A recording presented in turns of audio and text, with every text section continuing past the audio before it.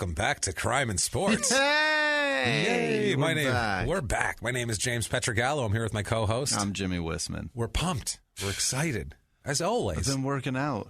You've been working out for this? Yeah. Been getting a good sweat going for this? I'm so pumped up. We're pumped. We're pumped. We're excited. Just want to thank, first of all, everyone for their iTunes reviews this week. Yeah. That was huge, and we appreciate it a ton. I'm telling you, the iTunes reviews help us immensely. We're approaching 600. Help us crush it. We are. Let's do this. Let's catch up to Small Town Murder, our other podcast. Be also. Nice. Please do that. But if you haven't done it yet, if you're a new listener or just haven't gotten around to it yet, get on iTunes. We know it takes 30 seconds. You got to type in your password. Yeah. We get it, but just give us 5 stars. It helps us on the business end. Tell us anything. It's a hassle. Tell us you're following instructions, following directions. Tell us you enjoy Coke. That's what James' shirt says right now. Coca-Cola. Coca-Cola. Well, Coke that's appropriate for our criminal tonight. It's very appropriate. It's appropriate for about 34 of these weeks. Yeah, you're right. There's a lot of cocaine. Cocaine. We've noticed one thing: cocaine plus brain damage equals crime. It sure does. It absolutely does. That's a hell of an equation.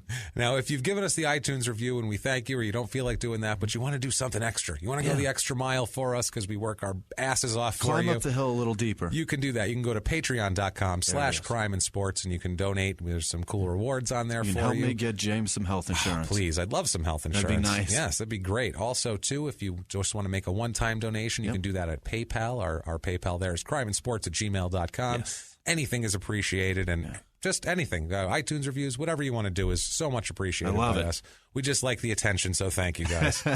We really do. Hope you enjoyed last week's Insanity also. What the hell? Yeah, that's what I said, too. Billy Ray Bates is...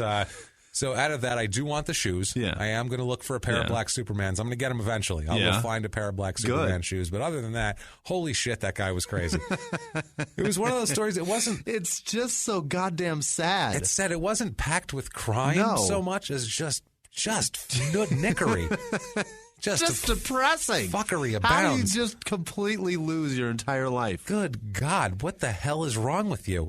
Over what was it? It was just robbing a gas station? Robbing a gas, but he had already screwed his life. He was gluing handles to briefcases for $7 an hour before he even did that. He was just a mess. And then he throws he throws away the super glue job to go rob a store. And it just gets worse. Disaster. But like we said last week, listen to last week's episode, you can hire him if you want to come and speak at your event. He's still alive. He's still there. He's there. He's still kicking. He needs help, guys.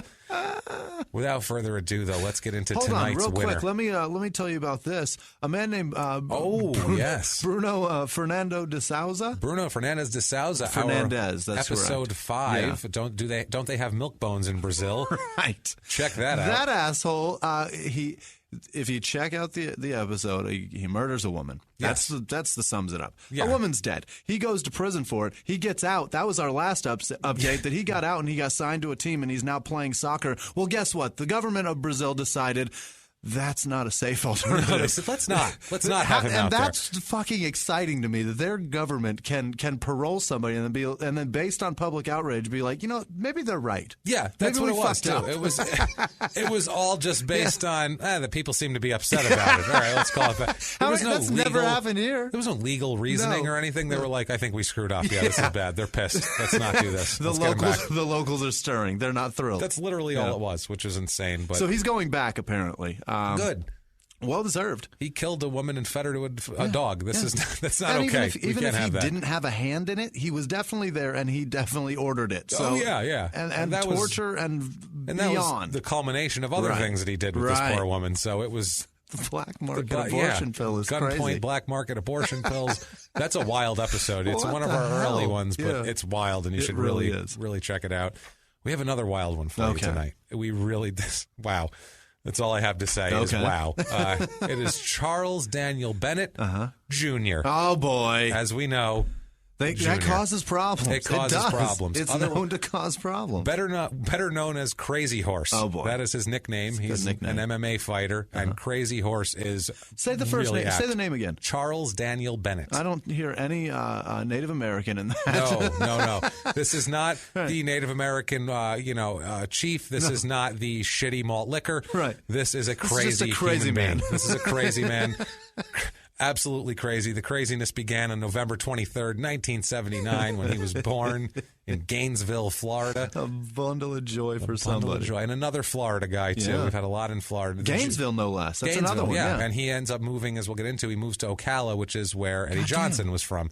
So there's a lot. This is we spend a lot of time in Ocala. Now, Junior, if you're a new listener, we've had an inordinate amount of people named with Junior in their name here. So we've just decided, as we know, if you name your child Junior, it is basically the equivalent of smoking crack while they're in the womb. That's all there is to it. Which is might be the case here, actually, because his mother, Charles' mother, was a complete crackhead. Really? So she named him Junior and probably smoked crack in the womb. Awesome. He had no chance. And fetal alcohol syndrome. He had all of it. Never a chance, this guy. No. Never a chance. Early, he lives with his mother in Gainesville until she is arrested on drug charges in 1985. Oh, shit. So he is no longer living with his mother. He moves in with his father in Ocala. Okay. He's the second of 11 children from his mother. 11 children, all different fathers. Wow. 11 different fathers. That is 11 amazing. different children. That is incredible. Is that a world record? That's wild.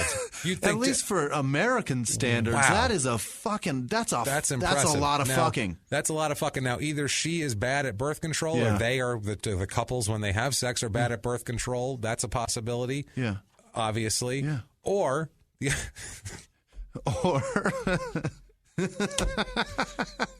So she's either not very responsible or she's just a bad chick that doesn't take any shit from nobody.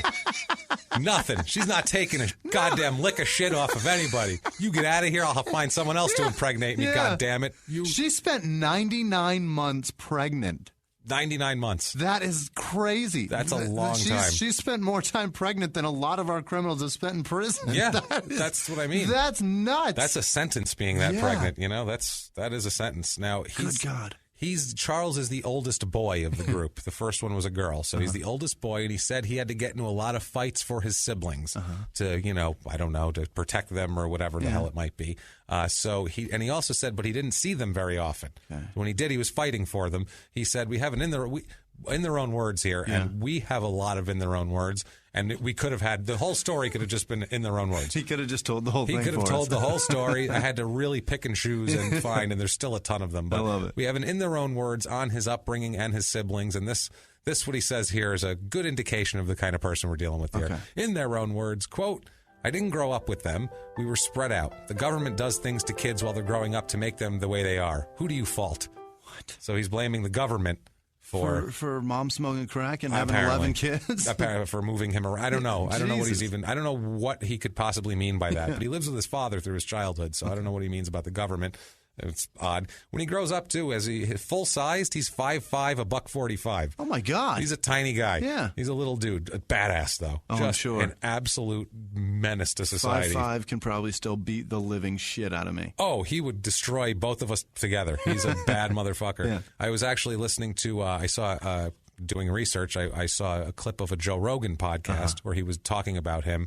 And the guy on the show with him was like, yeah, man, you see this guy, like if you saw him outside of a store, you'd be like, oh, this guy looks like a little squirrely crackhead or something. And then he would beat the shit out of you. He's like, he's that tough. Like, just a monster. He's a monster. Now, in high school, he said a lot of people supported him because he was a good football player. He played football in high school, was very good at it. Running back.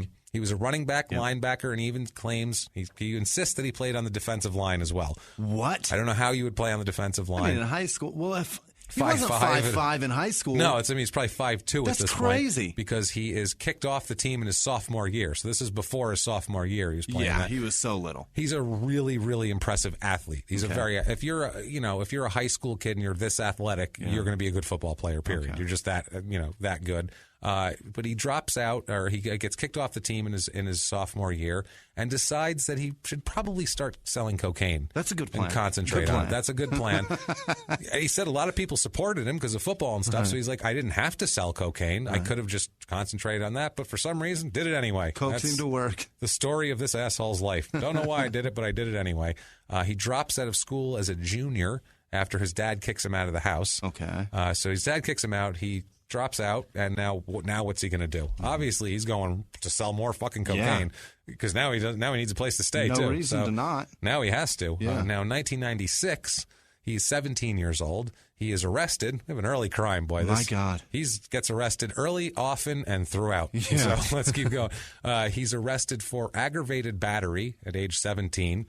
So, yeah, wow. He's an angry kid. That's a really steep charge for a 17-year-old. That's pretty good. That's a felony, I think. That's not a great one to have on your record at 17. Anything aggravated, that sounds a little steep. Sounds bad at that point. The charges are eventually dropped against him, so he gets out of that. I don't know. No proof. No proof, no nothing, no whatever. I don't know if they just said, never mind. Right. A lot of cases in the system. Who knows? So he keeps going. He's selling cocaine. He's doing his thing. You know, he's living out there. Yeah. And it's funny, too, because he's not like he said his siblings are spread out. He goes and lives with his dad, so he's the only one from his dad, so it's not like he's going to have siblings there. So it's not like he's really, I need to support my little brother or, some shit like that. It's not like that at all. He's just taking care of himself. He has to take care of himself and get through it, and he's going to do it by selling cocaine, apparently. 1998 now. He's, 19 years old. Yeah. He's arrested and charged with possession of cocaine, which this is going to happen. Charge eventually later in the year gets dismissed. Okay. So he's lucky so far. So now you got a guy that's 19 years old that's been arrested twice on very serious charges and been dropped both times. Yes. And he's a great athlete. He's a tough dude. This is a man that's definitely got an ego about him right now. Oh, huge ego. Boy. And also, too, he's doing great, right? This is good. Yeah. He's beating it at this point. He's winning. I think everything's going to turn out fine, Jimmy. It's got to. I think he's going to go on. He's going to have a strong career, and we're going to be like, that was not a lot of crime, and he got it over with by the time he was 19, and he's having a great life, and you guys have a good night, and thank you very much. Welcome. Thanks for listening. Thanks for listening to Crime and Sports, right? That's how it's going to go? It's got to. I don't know. Later on, he says that he's a big drug dealer when he was a kid. He's bragging about how much of a drug dealer he said. He said, quote, "If you come to my hood and ask about Krazy Horse, they'll tell you about my destruction." My destruction? What the fuck was he doing? Yeah. Apparently he said he was very tough and very, who knows what he was doing out in the streets. Beating everything. Beating everybody that he could find, and God knows what else he's doing. Who knows? Yeah. It's the late 90s. It's not like it's the 70s. Yeah, this is the era that I grew up in. Like this, I can recall this very vividly. Shooting, stabbing. I mean, if you're dealing drugs hard, you've got to be pretty tough with that. At this point, he's rocking to big pimping, and he's living a life. Yeah, absolutely. So 98, later on in the year, because he's already been arrested now once for possession of cocaine in 98. He is arrested again in 1998. This is 3 already. We're 12, 13 minutes into this bad boy. So, he's 30 solid, sturdy arrests. He's a worker, this guy. Let me tell you something. He's arrested for possession of cocaine, plus he's adding some more now. Intent to sell, which is a bigger one. That's a problem. Grand theft, and possession of less than 20 grams of marijuana. Okay. Altogether, there was 4 felony charges and 1 misdemeanor. Okay. He received adjudication withheld on the 4 felony charges. So basically, they don't do shit. They're going to hold off and see if you fuck up more, and then they can reconstitute the charges. Okay. Is what it is. He's gotten really fucking lucky. I would say so. I don't know why he's so lucky. This is 3 charges now that could have, any of which could have sent him to prison. Yeah. And he is fine out of this. I don't know how. Generally they, but now he's an adult too. Like on the other one, on the aggravated assault, like that was when he was a minor. Yeah. But now these 2 are both as an adult, and like now they don't have to look at what's going on at home. And before, when they were looking at home, like they see a single father, Jesus, they felt crackhead bad. mom that had 11 kids. Like this kid's gonna be a little fucked up. Let's see how he. Now it's like you're a problem to society. All I can think is that it's hard to explain. Especially too. We're going to profile this guy. We're going to read all this. I'm going to, tell you quotes. I'm going to tell you when he's been arrested and crazy shit that he did. And you're going to go, God, he sounds like such an asshole and such a scumbag. But besides the obvious things that he's going to do that are horrible, he's very likable. Otherwise. I don't see how at this point. He's got a big personality. He's one of these guys, especially fighting-wise. Yeah. I don't even really like MMA that much. I'm not a big fan. It's fine and everything, but I'm not a huge MMA fan. His fights were fucking awesome. I couldn't stop watching them. They were so entertaining because he's to go back and he's look. An entertaining cat. Okay. He really is. Joe Rogan, back in that same thing, he said he's one of the most entertaining fighters he's ever seen in MMA. And he's a badass. How do you do that? And we'll get to it, I imagine. Because he's crazy. He has no filter. How do you do that? And just he'll aggravated assault somebody. He'll sell cocaine. He'll flip off the top of the cage. Jesus. Talk shit. He just lives. He just lives in the fast lane all the time.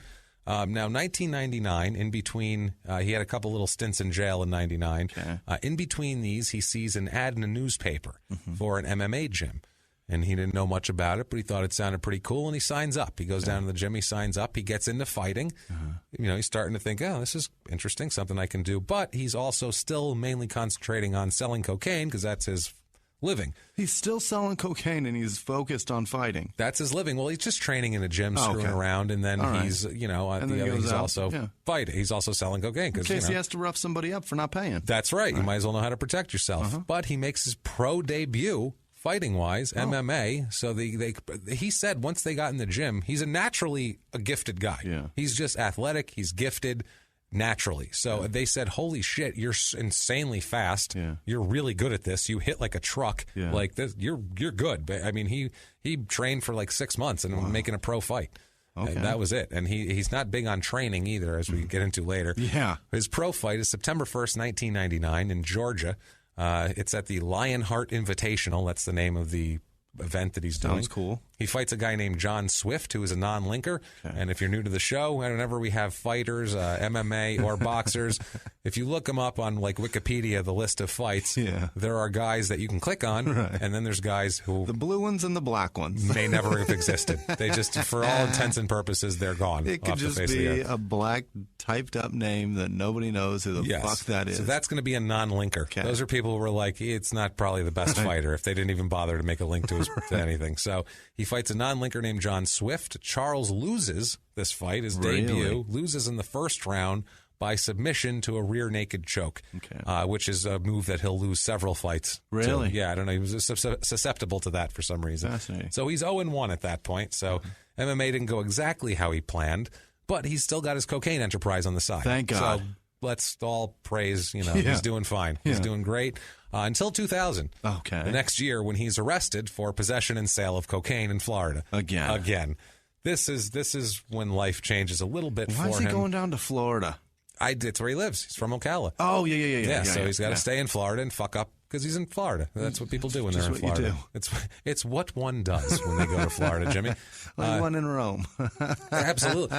So he says he's arrested at this point, and he says, look, this is it. I am going to change my life. Okay? Changing my life. It's around this time, too, in 2000 that he has a daughter. Okay. His daughter is born. Or his son was born first, and then his daughter's born in 2000. So at this point now, he's got 2 kids. Jesus. 2 kids, and he decides to focus on fighting full time. I mean, this is the smartest thing he's done yet. Brain damage is preferable to prison. Yeah. So let's go out and get that brain damage. Right. Go out, bang your head into the wall. Yeah. We don't care. It's fine. At least you're not hurting anybody who didn't sign up for it and who's being paid. And you're making money that can be taxed, and you're providing taxed income to a family and raising kids. And sad as it is, or whatever, it's actually much safer than selling drugs also. And this is what he says. He says he didn't want to be killed or locked up selling drugs and have 2 kids. That makes sense. So, which is actually a responsible thing to say. And if he actually stuck to that, I'd say good for you. Right. He did a good thing. Yeah. He's starting to get his head out of his ass. But the problem is, this is what he says. And a lot of times, as we'll find out, what he says and what he does are 2 really different things, like extremely different. It's like an 8-year-old. Mm-hmm. That's exactly what it is. Now, we have an in their own words on his life change here. Right. In their own words, quote, I quit selling dope and started fighting full time, but I never took it seriously. It was just that I was good at it, so I felt that I didn't have to train. Okay. Which is not a good thing if you're going to be a professional fighter. No. Nobody's that naturally talented where they don't have to train. There's guys who are just as naturally talented who train all day, every day. Right. So you have to be both. Muhammad Ali trained every single day. You have to train. To be great. Mike Tyson trained every day. Every day. The greatest natural puncher in the history of the world trained constantly. Every day. Yeah. When he did take a little light, he got beat by Buster Douglas, who was a tub of shit. There you go. So that tells you right there a lot. So on August 4th, 2000, still had the cocaine charge over his head, the sale and possession. Right. He is convicted of sale and possession of cocaine in Marion County, Florida. So he picked a good time to turn his life around after he has already fucked it up almost irreparably. But I don't think he does any jail time. Really? I don't know if he got probation or what the deal was, but he is fighting on August 26th, 2000. Way to go, Florida. So that is 3 weeks later. He's in the ring or in the octagon or in the whatever, however you want to say. He's throwing punches one way or another. He's trying to beat the shit out of another guy. He's at the World Extreme Fighting, the WEF New Blood Conflict, it's called. He fights a guy named Todd Carney, and he beats his ass. Really? Yeah. Charles has a good fight here. Is he a non-linker? He's a non-linker, yeah. Todd Carney's a non-linker, but I did see the footage from the fight, and he roughs him up pretty good, and then slams the shit out of him. Awesome. Body slams him like nobody's business. And I love those. That's the end of the fight. It's a KO. 2:21 in the first round. Wow. 2 minutes, 21 seconds in the first round. So great. A lot of first-round knockouts for him, and a lot of he's either going to knock – his conditioning makes it so he's either going to knock you out or it's going to go past the first 2 minutes, and then you're going to get him in a submission because he's tired. That's basically how his career goes. That's what happens when you don't train. That's exactly the point here. Right. He does have a revelation later on, but doesn't do much. Okay. So, like I said, he has a daughter in 2000 also. So he's got a lot going on. A fighting career, a new daughter, cocaine charges. He's got a He's got a life. He's got some a full responsibilities. Plate. He's got a real full plate here. So on December 16th, 2000, pretty soon after that, down in Florida still. I don't know if he's allowed to leave the state yet. There's the WEF Rumble at the Rodeo 1. Okay. That's the event he's fighting at. He fights a linked opponent here. He fights a man named Rich Clementi, who's actually seems like he's a very experienced fighter in the end. Clementi was 4-5 coming into the fights. They were both pretty new. Clementi ended up being 45-23-1. That's not so bad. Which isn't a terrible record, and he's a vet. You know, he's a guy that can fight. Charles loses by submission in the first round here. Again, submission. He gets caught with it. He's not really a good mat fighter. He's a stand-up.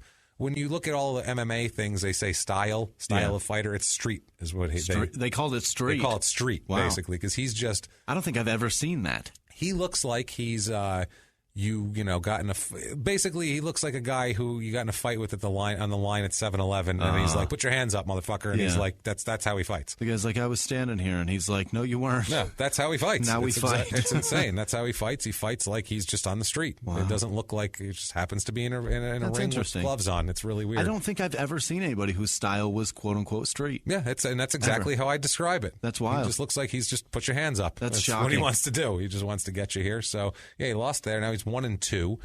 He fights two fights. He wins in March and April 2001, both against non-linkers.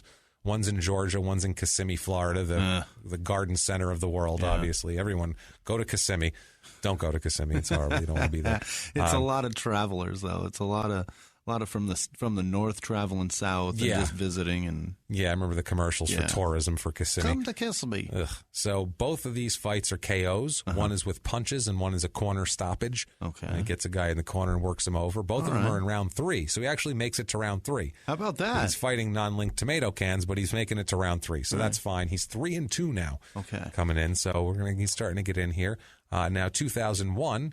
He is arrested again. Oh, shit. I'm going to give you a guess what he's arrested for. Cocaine, but I thought he cleaned it up. He said, but his kids, Jimmie.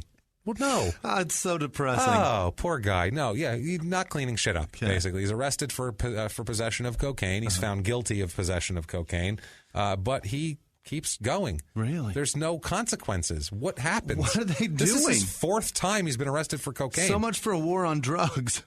War on anything. How about just, hey, asshole, stop having cocaine on you constantly, war on you jackass. dickheads. Yeah, that's better. But he's fighting August 4th, 2001. He is in San Jacinto, California. It's the KOTC, the king San Jacinto. Jacinto? I don't know how the fuck you say that shit. Right. I have no idea. He fights the king of the cage, the KOTC 10. Critical Mass is the name of it. Fights a guy named Dwayne Ludwig, who's a linked fighter. All again. right. He's 21-14 all time. He comes into the fight 5-2, Dwayne Ludwig. Decent fighter. Charles loses again by submission, and they call this one exhaustion. That's the How submission. much does that suck? So I don't know if he just gave up or I don't know what it was. Just fell down and tapped out where the guy wasn't touching him. But he doesn't train. I wish I'd have seen that fight because that never happens in the UFC on the TV ones, the ones that are broadcast. No, it's insane. This was only in round 2. Okay. 238 in round 2. He must have just blown up throwing punches in round 1 and then just couldn't do anything anymore. So now he's 3-3. Yeah. So his fighting career isn't going. It's going about as well as his drug dealing career. Yeah. Really. He's got 2 shit careers paralleling each other at the same time, not doing too spectacular for themselves. September 2001 to November 2001, he fights 5 times in this period. So yeah, he's including 3 fights in the month of November. September to November? He fights 3 times in November. Wow. He fights once on the 15th of November and another time on the 17th of November. What? That's 2 days apart. You cannot fight. That's what? That's batshit. The swelling hasn't even gone down. Nope. He's still red. He's still soaked in sweat. I don't understand how this is possible. I would think he'd still be tired from that. Yeah. Like you'd still be kind of muscles, definitely soreness, sore, exhaustion, feeling like that. Something. If he lost that fight to exhaustion, he's definitely losing this one. Shit, no doubt. But he wins all 5 of these fights from November to September 2001 to November. Maybe the terrorist attacks emboldened him. I'm not sure what it is. He got jacked up by them and got pissed off. I don't know what happened. What do you think the money is for those? I have no idea. I mean, he said he's making a living pro fighting now. There's no. Maybe it's like $1,000 to fight. I have no idea. These are all these first ones too. They're not major companies. He's fighting on Indian reservations, on casinos. He's fighting it basically like the casino India, like what Jared Wyatt, episode 53, I think, the guy who cut his friend's heart out, kind of what he was fighting, like in a parking lot. A ring set up in a parking lot of a casino. But it's it kind of matters. Yeah. Well, like a lot of these fights, too, back then, this is when UFC wasn't what it was now and MMA wasn't what it was now. Like a lot of these states, it was outlawed. Okay. And the only way you could fight there is on the Indian reservation. Gotcha. So that's how they would do it. They would set it up in a casino. There's got to be some cash involved. There has to be, but I don't see how. I can't imagine it's crazy. Right. Nobody gives a shit. Nobody's coming. So all these, 4 of these guys are non-linkers of the 5 that he beats. One was an actual linker named Gerald Straybrent, who was 9-7 in his career. Nothing special. The 5th fight was a submission with a heel hook versus Andrades Brito, which he's expanding his game. That's his first submission. With a heel hook. So he's learning. He's learning. Yeah. This is good. So he's 8-3 now. Now that's reputable. And plus, he's won 5 in a row. He can even say, like, hey, look, I didn't know what I was doing at first. Right. I was new. I didn't train for 5 years and then get into this. Takes me a minute to get into this. I got into this. Plus, I was selling cocaine on the side. Right. I got kids. I got extracurriculars. I got shit going on, man. I lead a full life. Yes. You understand? Just a full life. 2002. He is arrested in 2002. So his fight career is starting to pick up and things are starting to go well for him. So he needs to get arrested. He might as well get married. Yeah. When things are, so that would be the only other stupid thing. He got arrested, though. He gets arrested. Jesus. For aggravated battery. Okay. Yeah, that's good, right? I mean, it's different. Okay, let's continue the game. Since I've been asking you to guess things, who do you think he aggravatedly battered? Is it a wife? It's not a wife. Is it a girlfriend? It is a pregnant woman. Oh my God! A pregnant woman. What kind of monster? Well, he also it's also alleged that he choked her, and it was for like a strangulation assault. So he is beating and choking pregnant women in 2002. So this is what I'm saying. If he wasn't beating and choking pregnant women, you'd be like, this guy's got a fun personality. Right. But then he goes and beats and punches and chokes pregnant women. So not fun anymore. He's fighting, and like you don't have all your aggression out in the ring. You've got to go beat up a pregnant woman. That's the thing. Well, Christ, this is the other thing we're going to talk about. And I don't know how to do this, but his mother was a hardcore crackhead. Right. A crackhead. So was his father. They're both crack addicts. And he's seen his mom pregnant so many times. Yeah. So, I mean, I'm not doubting that his mother smoked crack while she was pregnant with him, which would, not help his situation. Slow down the brain function a little bit. Yeah, and then you add in the fact that he is fighting all the time and taking blows to the head and things like that, and you're like, he might not be that stable mentally. Yeah. Also, too, he's probably doing drugs on top of it. He keeps getting busted with coke. I don't know if he's doing it. I don't know what he's doing. If he's all jacked up and.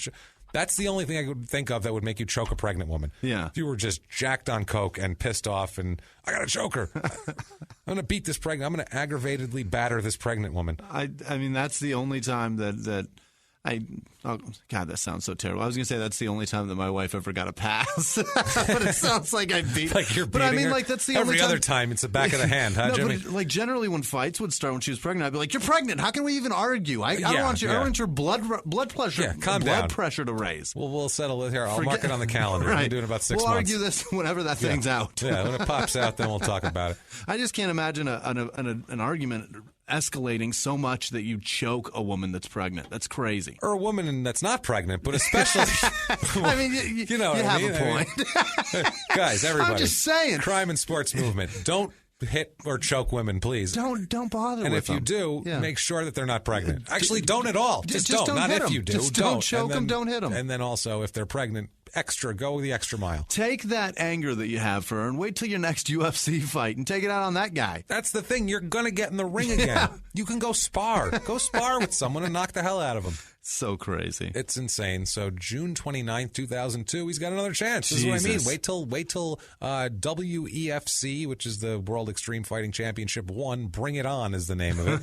They had a giant cheerleader cheer off beforehand. I can only assume. Stomp the yard competition. I can only assume Kirsten Dunst was there to really throw it down. This is in Georgia. Saved by the urban fellas. Yeah, exactly. So dumb. What a dumb movie. Again, is that a 90s movie? Yeah, Did we do it again? God damn it. It might be 2000. I'm not sure. So this is in Georgia. He fights another non-linker. He's got to get his confidence up here. He fights Rick Davis and loses a unanimous decision. Uh-oh. He goes the distance, though. That's a good thing. He didn't just fall down and stamina's up. Submit from well, he's been sparring with pregnant ladies. That's what it is. He's like, something about fighting with pregnant women is they have stamina. You bet. And, you got to get around them and dance. They'll rope-a-dope you. They'll rope-a-dope you. We're laughing at him beating up a pregnant woman. But Jesus Christ, he's an asshole at this point. I'm sorry. He is.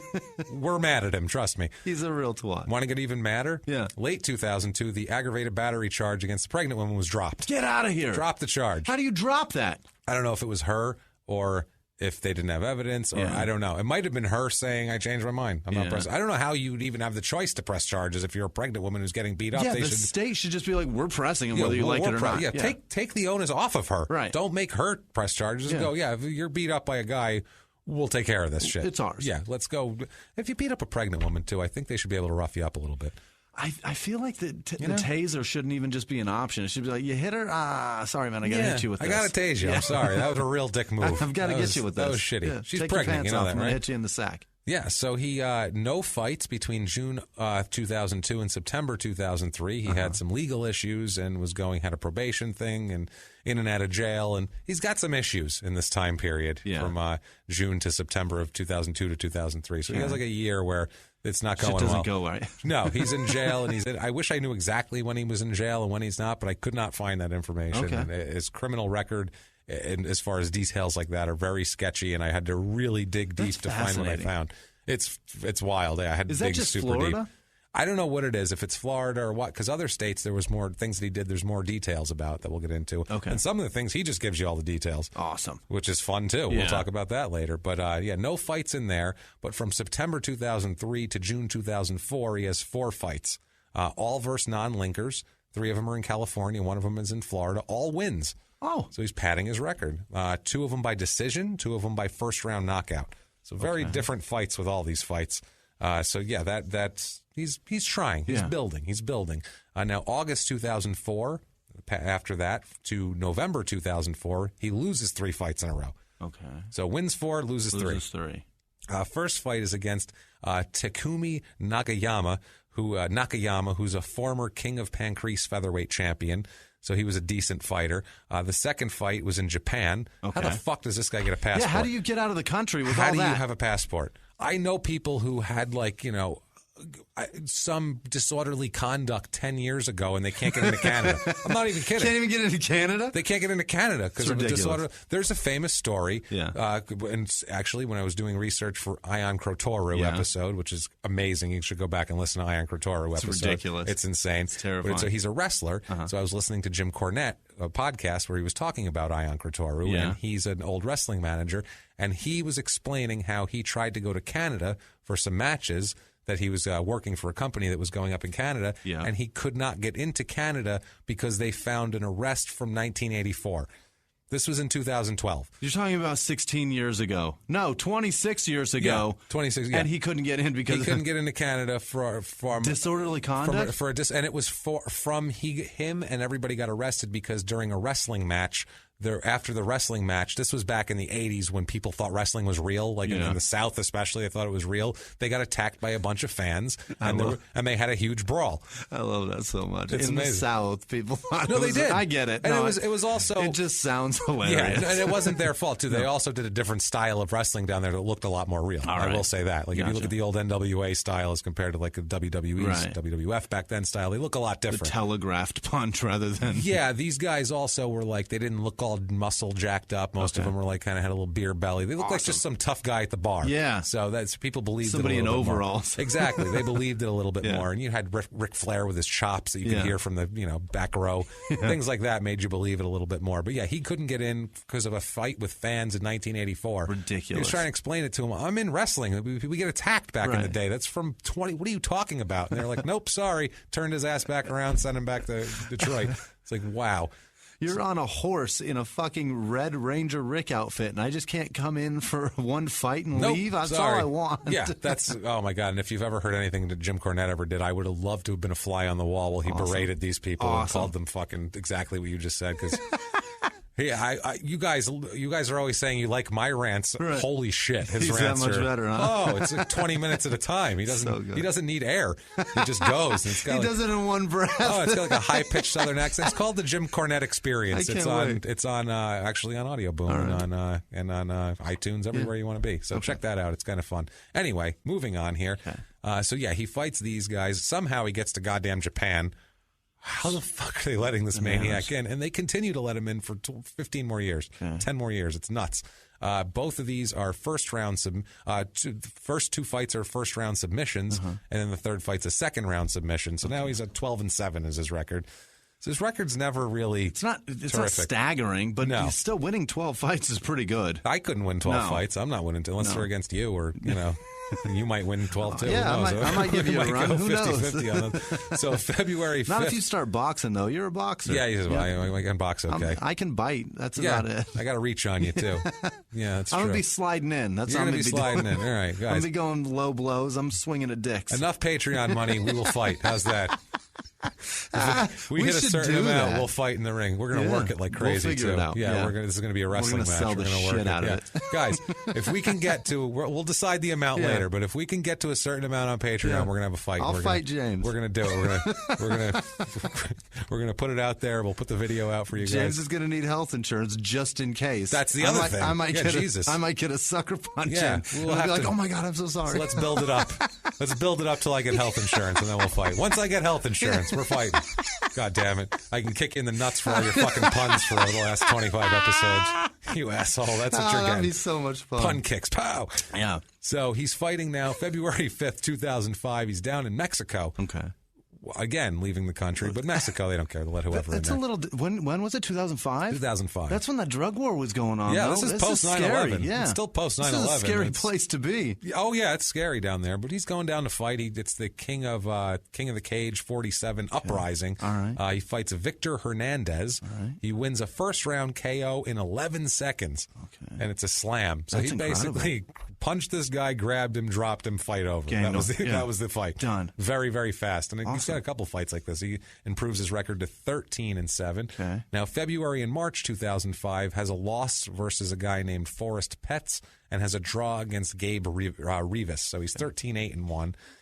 Now, May 2005 to July 2005, he wins his next three fights. He's very up and down. Just like his behavior, his mental makeup, everything is just really up and down. Everything in his life, he can't just be consistent. It's just up and down, up and down, up and down. And when you see interviews with him, too, I don't know if he's bipolar or what, but like when you see interviews with him, he's either like really up and just and he's real animated and doing shit, or else he's like, yo man, blah, blah, blah, blah, blah, he's either on coke or going through withdrawal. That's it. He's either on coke or he ate like 5 weed candy bars. Either one. Like those are his only two speeds. That's awesome. So I don't know if it's a mental thing or if he's got, like I said, who knows if he got hit in the head and then talked slowly. I don't even know. So May 2005 to July 2005, he wins his next three fights. Like I said, only one of them against a linker, but still that's one. Yeah. 2 by KO, or 2 by TKO, 1 by KO. He has a draw in August of 2005 after that, so he's 16-8-1. Okay. So he's trying here. He's working it. Or 16-8-2. I apologize. I mean, for every win or every loss, he's got 2 wins. So that's I mean, that's fine for now. Yeah, that's pretty good. That's okay. 60%. He's doing all right. And MMA, this isn't like boxing. Right. Boxing, once a guy takes a loss, you're just like, screw that guy, never mind. Like, no contender. It's not like that in boxing. Like in boxing, if you're going to be a title contender, you got to come up. You got to be 23-0. Right. You have to be, 2 losses at best. Yeah, you're done. Otherwise, it's just like a joke. It's a joke. Yeah, you can't have. But in this MMA, guy's got 6 losses. This ain't a contender. It's true. Right. I mean, people look at Muhammad Ali's career and they're like, he had like 6 losses. Right. And I'm like, yeah, but he had 60 wins and 63 wins or whatever. It was at the end. It was at the end, and he was all against great fighters. Right. So it's like, you got beat that's when by he realized he's Joe gonna Frazier, lose. for Christ's Right. sake. You know what I mean? And he got beat by Trevor Berbick, too. But that was at the very end. The last. Go back and listen to Trevor Berbick about 3 weeks ago there. Special guest Dan Cummins. You betcha. So it's different in MMA. You can lose a bunch and win a bunch, and it's kind of, because it's so quick that you can just get, it's not even, I hate to say this, but it's not even a matter, it is a matter of skill, like when they're grappling, but when they're standing, it's so just... You can catch a stray foot and it's over. That's what I mean. And it could be a guy who's not a very good fighter can catch someone who is. It's a very even playing field when it comes to that shit. And they're fast with those feet. And a guy who's a great puncher, some guy could just hook him real quick and get him in a submission. It's over with. I mean, it's exciting for that reason. Right. It really is. His fights are weird too because there's a lot of dancing because people are afraid of his hands. Yeah. And there's a lot of dancing, and then there's always like a 2-second interaction, fight's over. Like that's a lot of his fights. That's great. It's fun. Yeah. Now from 2002 to 2007, this period, he's arrested a bunch. And we don't have the particulars of these arrests. I have like a batch of arrests, basically. Awesome. Like he was arrested for this, and this from this time period, and I looked goddamn it high and low. You have no idea. I mean, Florida court records, other states. I'm like, he was in Georgia to fight. Maybe he was there. You know how many Charles Bennetts there are in the world? That's got to be crazy. A shitload of them. It's much easier when I'm looking for an Art Schleister than when I'm looking for Ion Crotoro. When I'm looking for a Charles Bennett, it's not that easy anymore. There's a shitload of them, as we'll find out later. Every orange tree in Florida. In this time period, though, he's arrested for burglary multiple times. What? He's arrested for possession of MDMA. Oh, so God. he's taking ecstasy, too, on top of everything. There's cocaine and everything else. Possession of that. Also arrested for assault during this time period. Of course. So, and I think there's 5-6 arrests, but that's the group of charges that he accumulates. From August 2005 to September 2005, he has a draw and then 2 straight losses. After all of this. Yeah, he's getting arrested. He's losing fights. He's really up and down, this guy. I mean, I can't imagine what it's like in his head. It's got to be exhausting. Oh, my God. That's the other thing. Like, what the fuck? The chemicals running around, the brain damage, the lesions on that brain must be ridiculous. Yeah. Between chemical poisoning as well as the fighting, it's got to be just... And like we said, who knows if he was a crack baby on top of that. I have no idea. He's only 5'5", maybe he was. Maybe. That's sad. It does stunt your growth. I'd really want to know how big his parents are now. Yeah. I want to know if his dad's like 5'3", I'm okay with this. This is fine. But if dad's 6 foot and mom's like 5'11", we got a problem. There's problems. Yeah. I'd like to know his brothers and sisters' sizes, but they all came from his mother, so who the hell knows? Who knows? So, he loses these fights both by submission, the ones that he fights. At least the losses were against linkers. Yeah. So at least he's not losing against nobodies. He's 16-10-2 at this point, so the record's starting to look a little less impressive. It's getting shaky. December 11th, 2005 in California. He fights at an event called GC46 Avalanche. Okay. Ooh, he fights Uriah Faber. Oh. Who's actually a good fighter. He's a monster. He's a monster, yes. Uriah Faber is 9-1 coming into the fight. Okay. He turns out to be 34-10 for his career. Yeah. And a goddamn good fighter. Like, I heard of this guy, and I'm not a big fan, but I've heard of this guy. This is for the King of the Cage Bantamweight Championship, this fight, because that's Uriah Faber's holding the title. Right. So they say, hey, here's some guy who, gets draws and loses all the time. Let's fight him in there.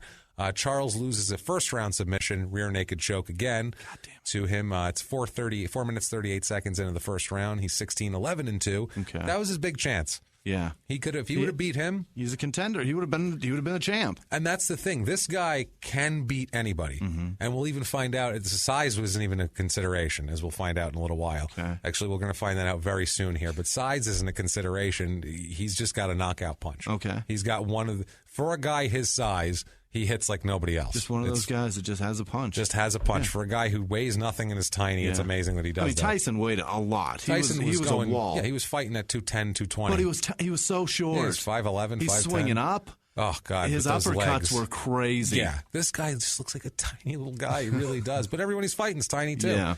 They're fighting his weight. So December 31st, New Year's Eve 2005. Okay. He is in Saitama, Japan. Okay. Again, they let him go there. It's Jesus. I love this. The Saitama Super Arena. Ooh. Everything in Japan's the super. Everything, yeah.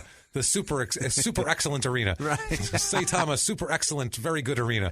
I feel like that's what they're going to do. And buffet. Right, and buffet. That's all of the Chinese buffets are always like super terrific, happy buffet. Right. And you're like, great what? China buffet. Yeah, why is it so great? It's not great. This is the Pride Shockwave 2005.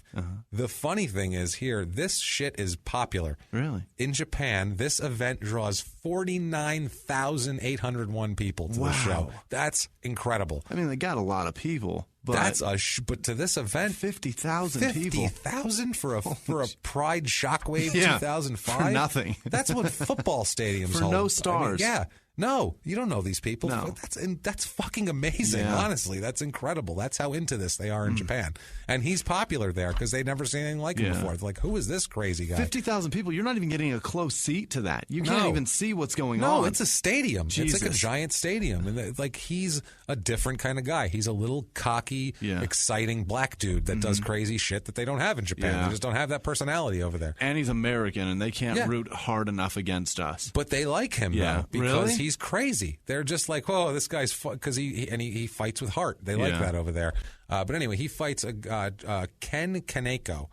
Is this guy he's fighting over there? He wins by first round submission with an arm bar. Okay. But that's only the tip of the iceberg of this night.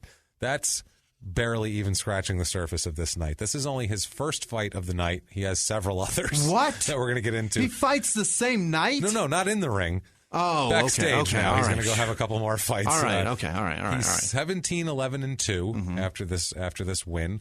It's funny, this win too. It really is. It's an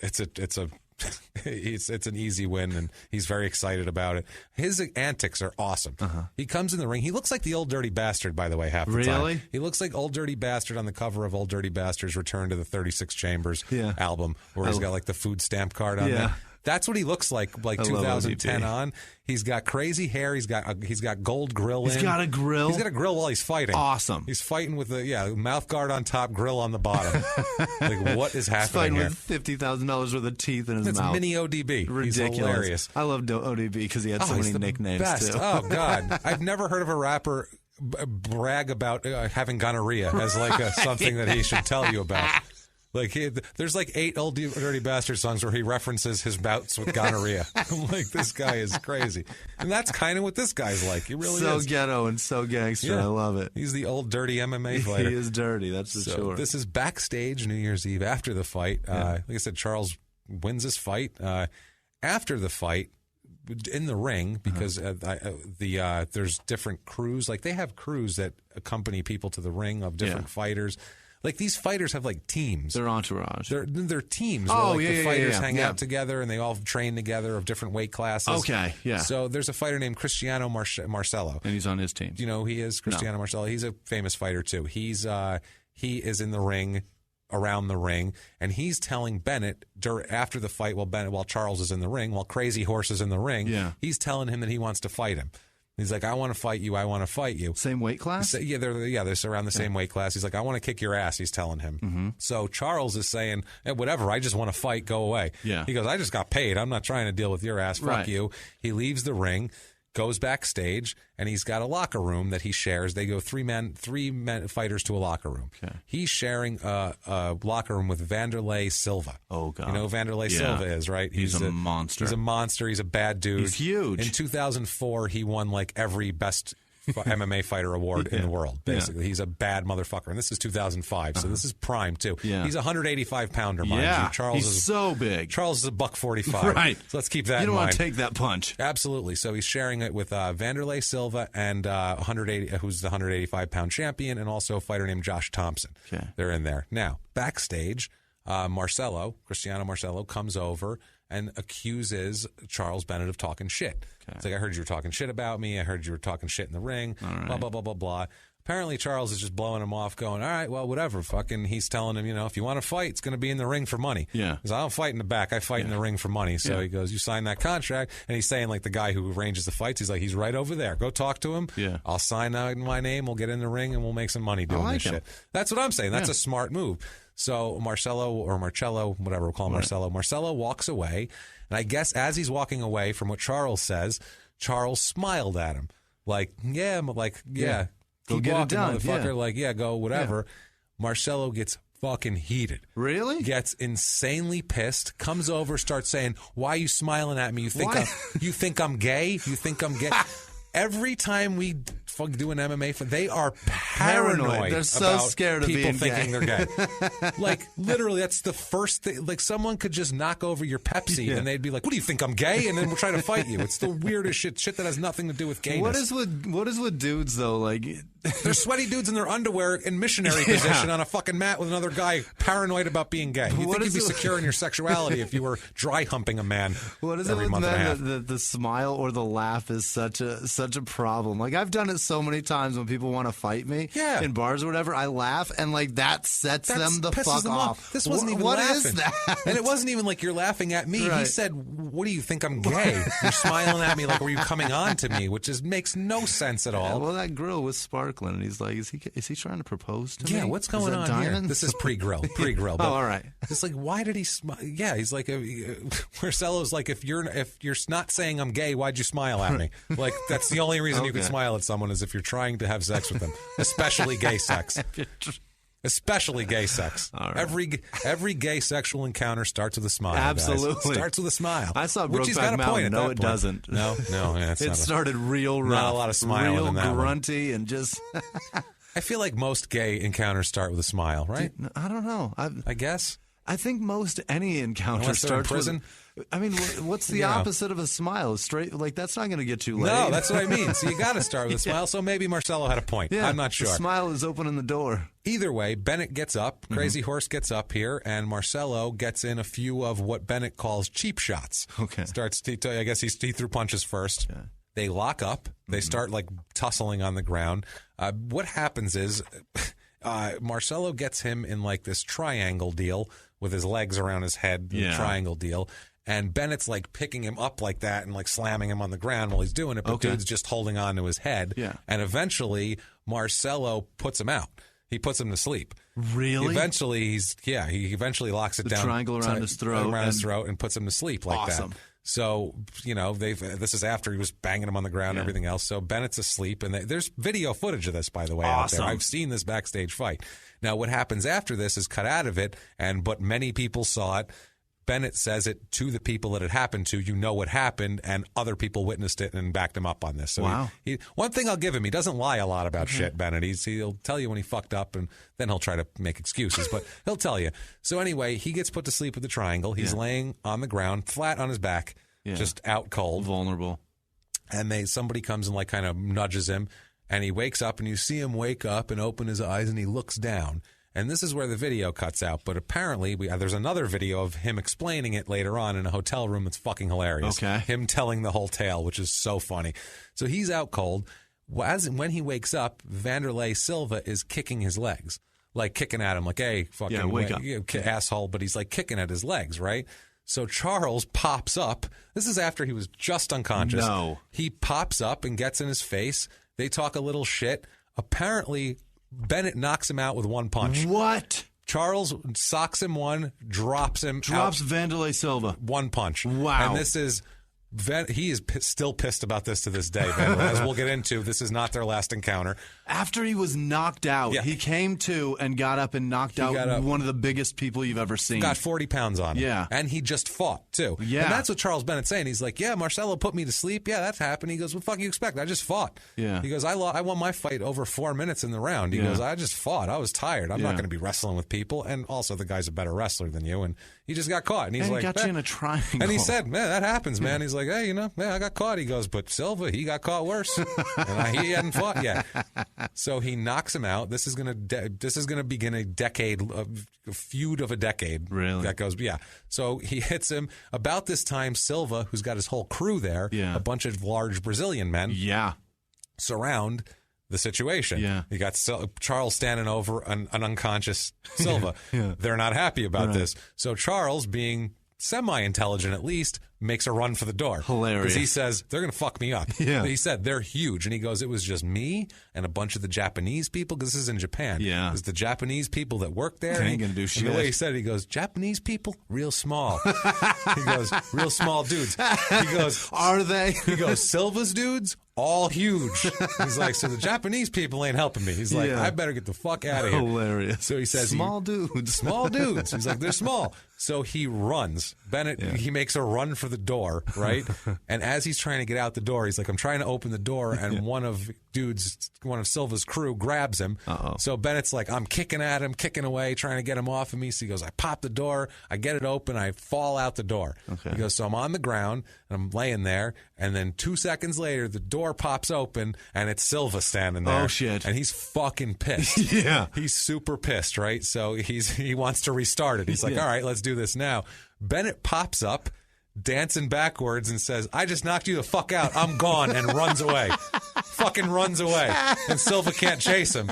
No, he's got to fight. And he's also fast as shit. He's this little guy, and he just runs away, and he's like, I knocked you the fuck out. I'm out. And just runs. And Silva's like, I'll kill you. Imagine the steam coming out of his cauliflower ears right now. Pissed. Cauliflower He's fucking pissed. Hilarious. He has some bad cauliflower ears. Does. You could see it from like a good distance in a fight there. Those things are so scary.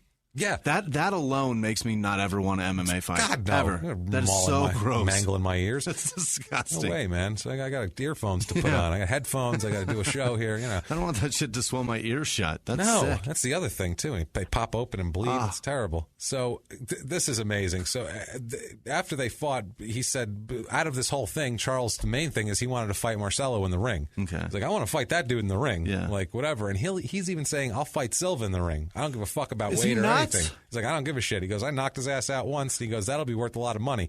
He's just looking at money. Yeah. He's not scared. He just wants a good payday. Silva will kill him. I would think so. Yeah.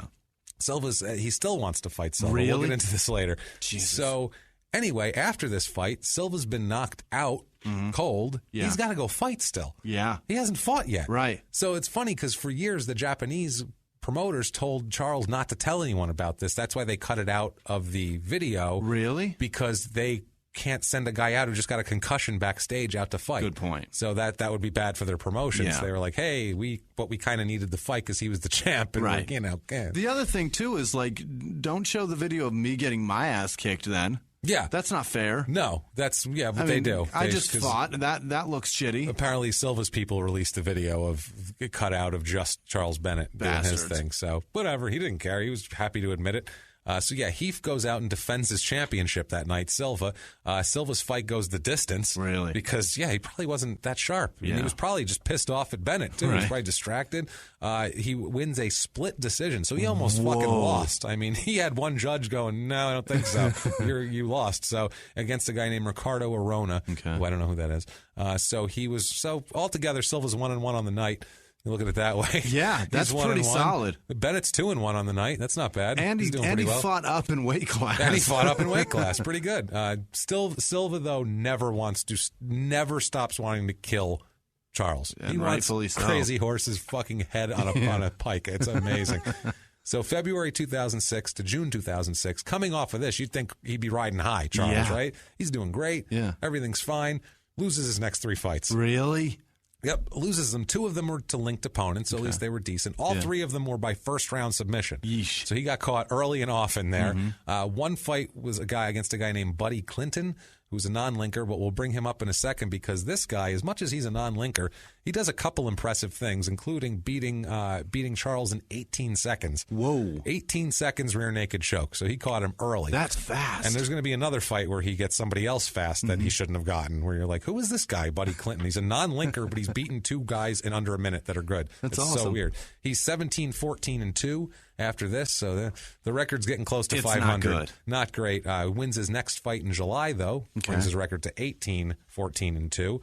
Now, February 10th, 2007, we're in South Haven, Mississippi. Okay. Obviously, the Disneyland of it's a haven. That's why Haven is a haven. Name. Guys, this is where we all dream to go in America. Yeah. If you're not from America, if you're a foreign listener, We all grow up in wherever we grow up in, and then we say, someday, one day, if I can make it there, I got to just make enough cash. I can make it anywhere. You betcha. I can make it in South Haven, Mississippi.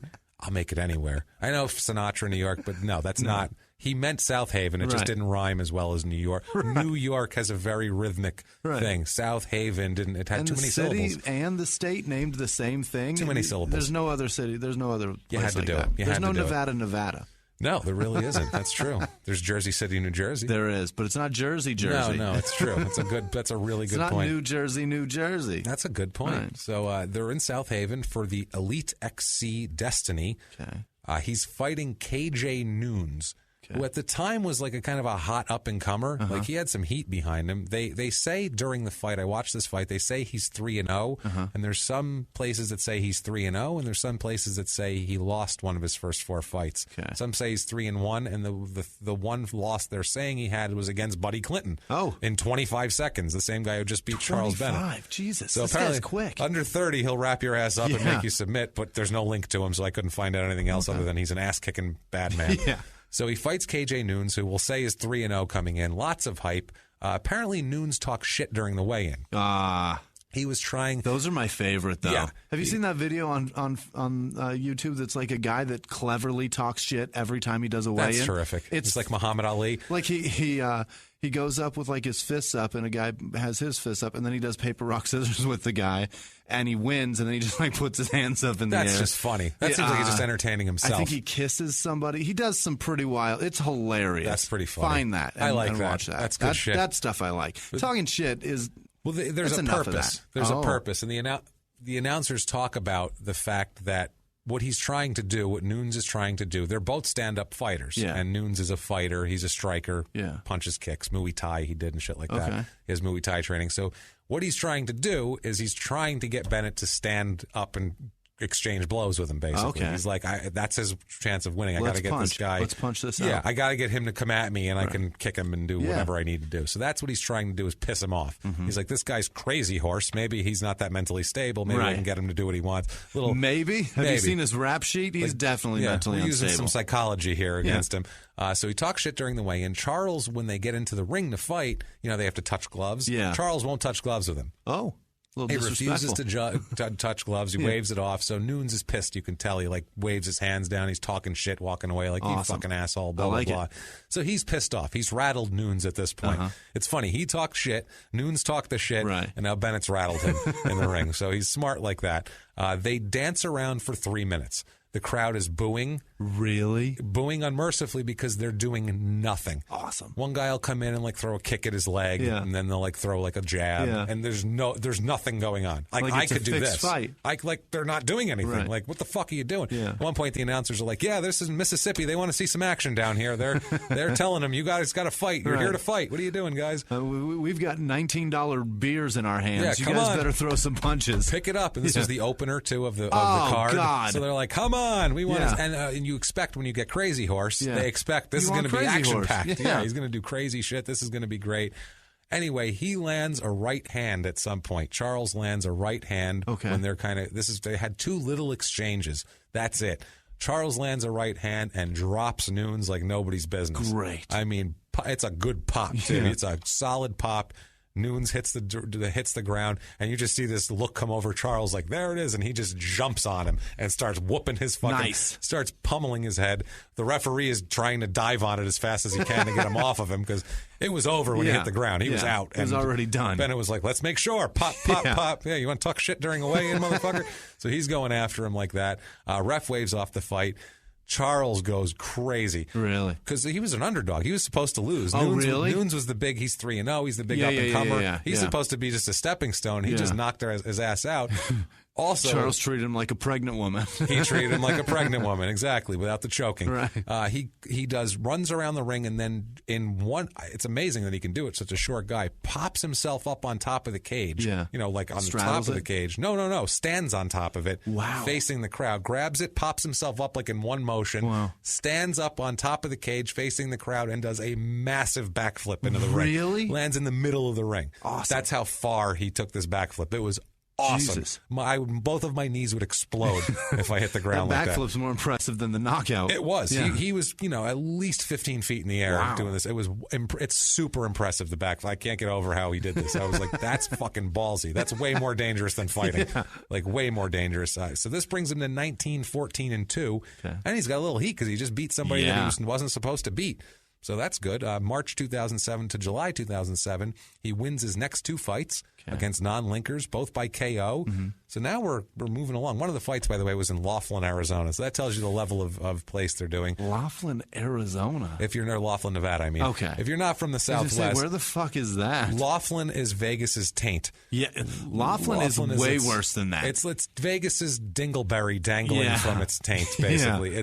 It's a horrible, shitty. Gambling is legal. Yeah. There's like a man-made river, and gambling and on boats and bikers. It's weird. And bowling alleys. It's where all the Hells Angels brawls ever occur. Yeah, that's their Vegas. Yeah, because it's cheap. Like you can go get a room for $12. Right. There. It's like Vegas was in the 70s. Like they just want you to gamble. Come on, rooms are $12. We don't care. Just gamble. It's Vegas in the 70s, and the prices haven't changed. That's exactly what it is.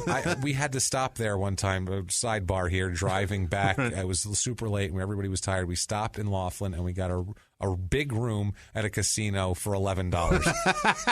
That's hilarious. $11. And it was like a big, clean, nice room. We were like, they still have penny awesome. slots. If you've been to Vegas, they have penny slots, but you put like dollar bills in, and then you can play like 30 or 500 pennies at a time. No. It's legit penny slots. You can bring, and you put a copper fucking penny in and spin the wheel. Your dirty penny with gum stuck to it from the bottom of your purse and throw it right in there. You no can problem. make it rich. You can make $14 if you really, really kill it. Get yourself a room in the buffet all week. I'm telling you. So these fights, that'll do it there too. That's like what, $9, $12, $20, $22 for that. That's for the a small room. Yeah, they can do that. They give you a deal for the week. So I figure they're discounting. You get a bed and a toilet. That's it. This was it was impressive. So one of these fights was in this shithole Laughlin. 21, 14, and 2 now. So at least he's starting to make distance between his wins and his losses. So he's doing well here, right? Mm-hmm. This is good. May 2007, he's arrested in Florida. He is charged with assault and false imprisonment this time, which is not great. This case is going to go on. This is another one. I think that's legal in Laughlin. He should have just stayed there. I think it is, actually. He should have stayed there, especially only if you're in a biker gang. Right. It's legal then. You have to show your colors first, and then they're like, okay. Assault and unlawful imprisonment is basically what the hotel is convicted of every Reaching week. in your pocket. So he... Because of this arrest, he does not get out of jail in time and misses a flight to San Jose for his next fight and is dropped from the card. And this is not the first time or the last time this is going to happen. Really? At all. No, this is common for him. He got arrested and missed a flight. So he got arrested. He couldn't get out of jail in time. They had to process him and do all that. So he can't fight in that card in late May. The fight he was supposed to have was against Victor Valenzuela, and it was a strike force card. And because apparently these charges were a violation of his probation. Okay. They had to hold him a little longer in Marion County, Florida. Yeah, because he's got all sorts of. Anytime he gets arrested, it's a problem. We're dipping back into more old charges and everything else. We got to check the books. Yeah, we got to look and see what violates. Yeah, exactly. So August 2007 to October 2007, he has 1 win and 1 loss, both versus non-linkers. He's 22, 15, and 1, just kicking it around. Mm-hmm. This will be his last fight until June 2009. Okay. This is October 2007. He had a fight scheduled. He does have one scheduled for January of 2008. He's supposed to compete in the King of the Cage card on January 24th of 2008. But on the 18th of January, he is arrested for domestic violence. God damn it. And kicked off the card. This is not domestic violence as you would think of it. This is domestic violence against his girlfriend's, his brother's girlfriend. Oh, my God. Okay, He's hitting every woman. This is the first time he'll get in trouble for fighting his brother's girlfriend. Really? Yeah, a woman named Amber Novak. Okay. He insists that she starts everything. She comes at him. Yeah, and as they do. And he, in quotes about this, he calls her consistently a fat fucking bitch. And this isn't me talking. This is him talking. He calls her a fat fucking bitch and a monster and says, that bitch is 3 times the size of me. Wow. Fuck that. Blah, blah, blah. Why I get in trouble. She comes and hits me, which 3 times my fucking weight. I hit her back. I'm the bad guy. Blah, blah, blah. Like he He has no remorse for hitting this woman at all. I'm going to give her some credit, though. She's a gangster for fighting a guy that fights MMA. Yeah, well, she doesn't She's expect willing him to fight him. She doesn't expect him to whoop her ass, probably, too. She probably goes, I'm a woman, and I'm his brother's girlfriend. Right. He's probably not going to sock me in the jaw. And he says, oh, no, I'll sock you in the jaw. No Here's problem. the other thing. Like, how do you say that about your brother's girlfriend? Like, she's a fat fucking bitch. Consistently. That's crazy. He says this for years, because we'll get in here. So Amber's tough. Amber's like her. tough. So 2008, later on in the year, he's found guilty of aggravated battery for this situation. He goes to jail in 2008. Okay. So he's in jail in early 2008. And while he's in jail, something that he was doing outside the ring airs on television. Uh-oh. Something good for him actually happens. And this is what I mean. This is as good as it gets. He's winning fights. Yeah. He's on this really interesting thing that's good for him. Yeah. And then he goes to prison because he's a fucking moron. He can't capitalize on his momentum. March 2008, the Iron Ring show on BET premieres. Awesome. BET, if you're not from America, is Black Entertainment Television. Yeah. It's a black station, I guess. They play, It's all about things that happen in the black community. Yeah, it's and like they try to build each other up and try to promote black things, black entertainment, black-driven entertainment. In the 90s, they would play videos with much less cut out, which right. was great. Like if you saw the Dr. Dre Nothing But a G Thing video, the weed leaf on dude's hat was still there. Like shit like that. You could see the Sox logo on his hat because they called it gang affiliated on MTV. That's what I'm saying, shit like that. But so it premieres. This is a show where basically what they have is it's celebrity team owners is what they do, and they have Floyd Mayweather, Ludacris, Nelly, Lil Jon, the star power, and T.I. Holy shit! Yeah, these are all. This is a lot of. This is a big deal, especially 2008. These people were top How tier. How did they afford all those people? They wanted to do it because MMA was getting a big deal, and what they would do is these team owners, they'd each have a coach who's an MMA fighter, and they would pick young fighters out, and they would be trained by the coach, and the team owner would pick them out. So Ludacris was training people? No, he's the team owner. Okay. And then they'd each have an MMA fighter who's a coach, and then they would pick these young guys out, train them, and then they would fight against the other teams in a competition at the end to see who had the best team. So kind of like that shit on Spike, but black. Right. Yeah. So it's the black version of that, like Black Steel Magnolias. Right. Except this is probably much better. This is probably much better. Holy shit. Well, they made a word-for-word remake of it black, and it pissed every woman I know off. I don't know why. Even black women were like, they made it shitty. I'm like, okay, I don't know what happened. I don't know anything about that. And The Wiz. But that at least wasn't a remake. Anyway, it wasn't a remake. It's good, too. So they all have these fighter coaches. Bennett is T.I.'s coach. Charles is on this fucking show as T.I. He's hanging out with fucking T.I. Yeah. This is good for him. Right. If you weren't in prison, that is. If you were on the outside to capitalize on this. Amazing. Excellent. But instead, he's in jail. Nelly's team eventually wins the whole thing. Really? In case you're curious. Do they all have Band-Aids over their out there? God, I hope so. That would be perfect. This is stupid. So we have an in their own words about while he was in jail and his wasted ability here. Yeah. He says, in their own words, quote, "When I was in the county jail, a lot of officers and now I'm going to say here, this is expletive, and I've heard him talk a million times, and he either says motherfucker or nigga. That's the two things he's going for. I love it. I'm going to go with motherfucker because I'm much more comfortable saying that. So I'm going to go with motherfucker. Right. The other one makes me uncomfortable a little bit to say out loud. So much. So he says, quote, in their own words, start over, quote, "When I was in the county jail, a lot of officers and motherfuckers that were coming in and out of jail were coming in and saying, I just saw you on BET with T.I., Young Dro. Every time that I would turn around, people were coming in and out of jail, would come up to me and be like, dude, you're too talented for this shit." All right. So in jail, they're all like, man, I just saw what the fuck. And he's like, I could be capitalizing, but instead I'm an idiot and I beat up my brother's girlfriend because I'm a jackass. So he finally gets out in 2009 after wasting any heat that he could have had. His first fight back is June 6th, 2009. This is a full year after this airs. Jesus. So his heat's gone. All of it. Nobody even remembers that shit. Nope, gone. Could have had something. He blew it. This is the story. He has bad timing, this guy. He fights in Winter Haven, California. It's the King of the Cage Legends fight or match. Winter Haven, California. Oh, God. So, they're all dumpy. It's so out in the middle of nowhere. All these casinos are out in the middle of nowhere. That's exactly what that is. It's where shit casinos. Right. Shit casinos of people traveling through in their fucking RVs or trucks or whatever, and that's what's there. So, King of the Cage Legends is what it's called. I guess they're bringing back Legends. I don't know, whatever. He loses a split decision to a non-linker named Anthony McDavitt. So that's what he does. He comes out, and that's his big rather than being on a hot streak from the TV show and all that, he's losing to a guy no one's ever heard of. Yeah.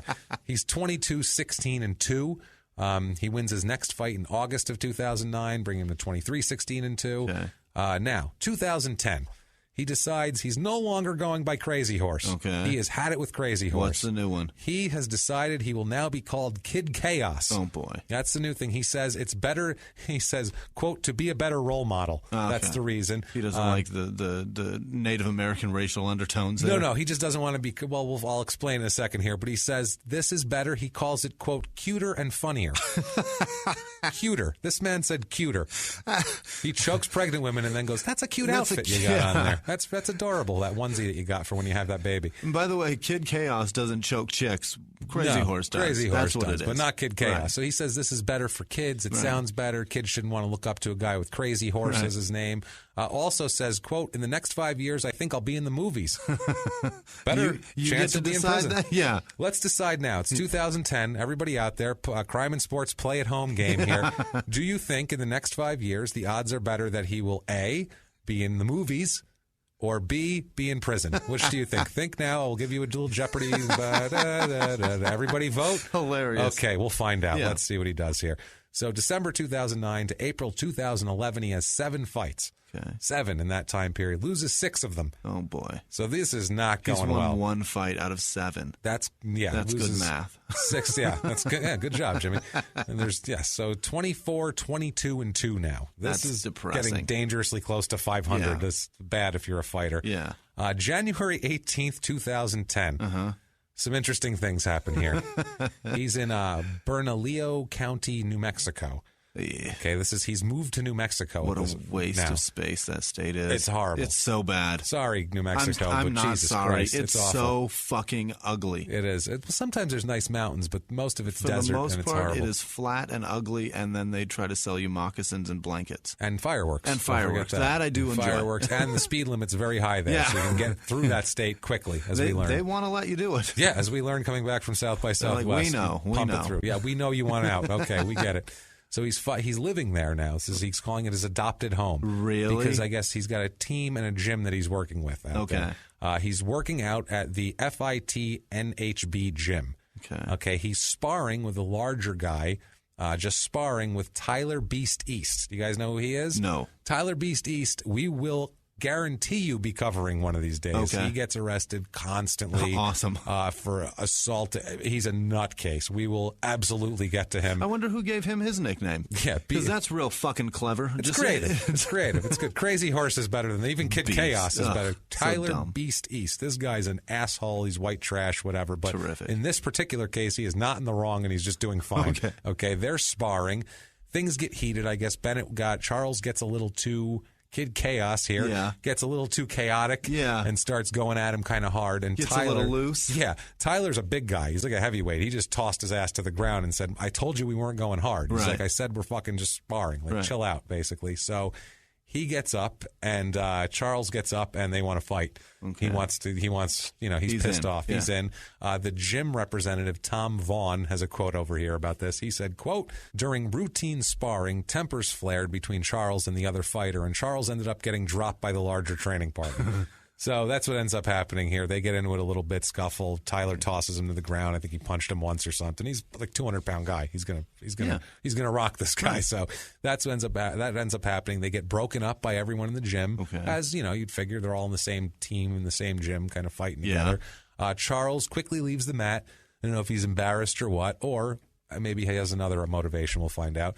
He gets dressed quick and quickly leaves the building. So he's just off the mat, clothes on. He's out the door. He's gone. For 15 minutes. For 15 minutes? For 15 minutes. He comes back 15 minutes later. What'd he go get? Walks up to the area where Tyler is, and pulls out a heavy steel pipe he found in the parking lot. Wow. And works Tyler over from behind. Really? Attacks him from behind, swinging with vicious intent. Took him 15 minutes to find a pipe? He literally went outside and was like, what can I find to whoop this guy's fucking ass? And he's like, this'll do. Yeah. Who knows how far away he went? He could have gone 3 parking lots down to find that. He ran all over New Mexico looking for a pipe. Climbed in a dumpster. I mean, who knows what he's doing? Can look to the construction site. So he works this guy over, attacks him from behind with the pipe. So he's super pissed. Attacks Tyler's knee, elbow, and ribs. Wow. Smart enough not to hit him in the head with it, but he's trying to mess him up and not let him be able to fight. Police are called. Because he's being a maniac. Right away, I hope. Police are called. They let the first fight go because they were in the ring and whatever. But now you're attacking the guy from behind with a pipe. With a weapon. Kind of above and beyond what you're supposed to be doing here. Charles is arrested and charged with aggravated battery with a deadly weapon. Yeah. That's a serious charge. That's a good one. That's a good charge.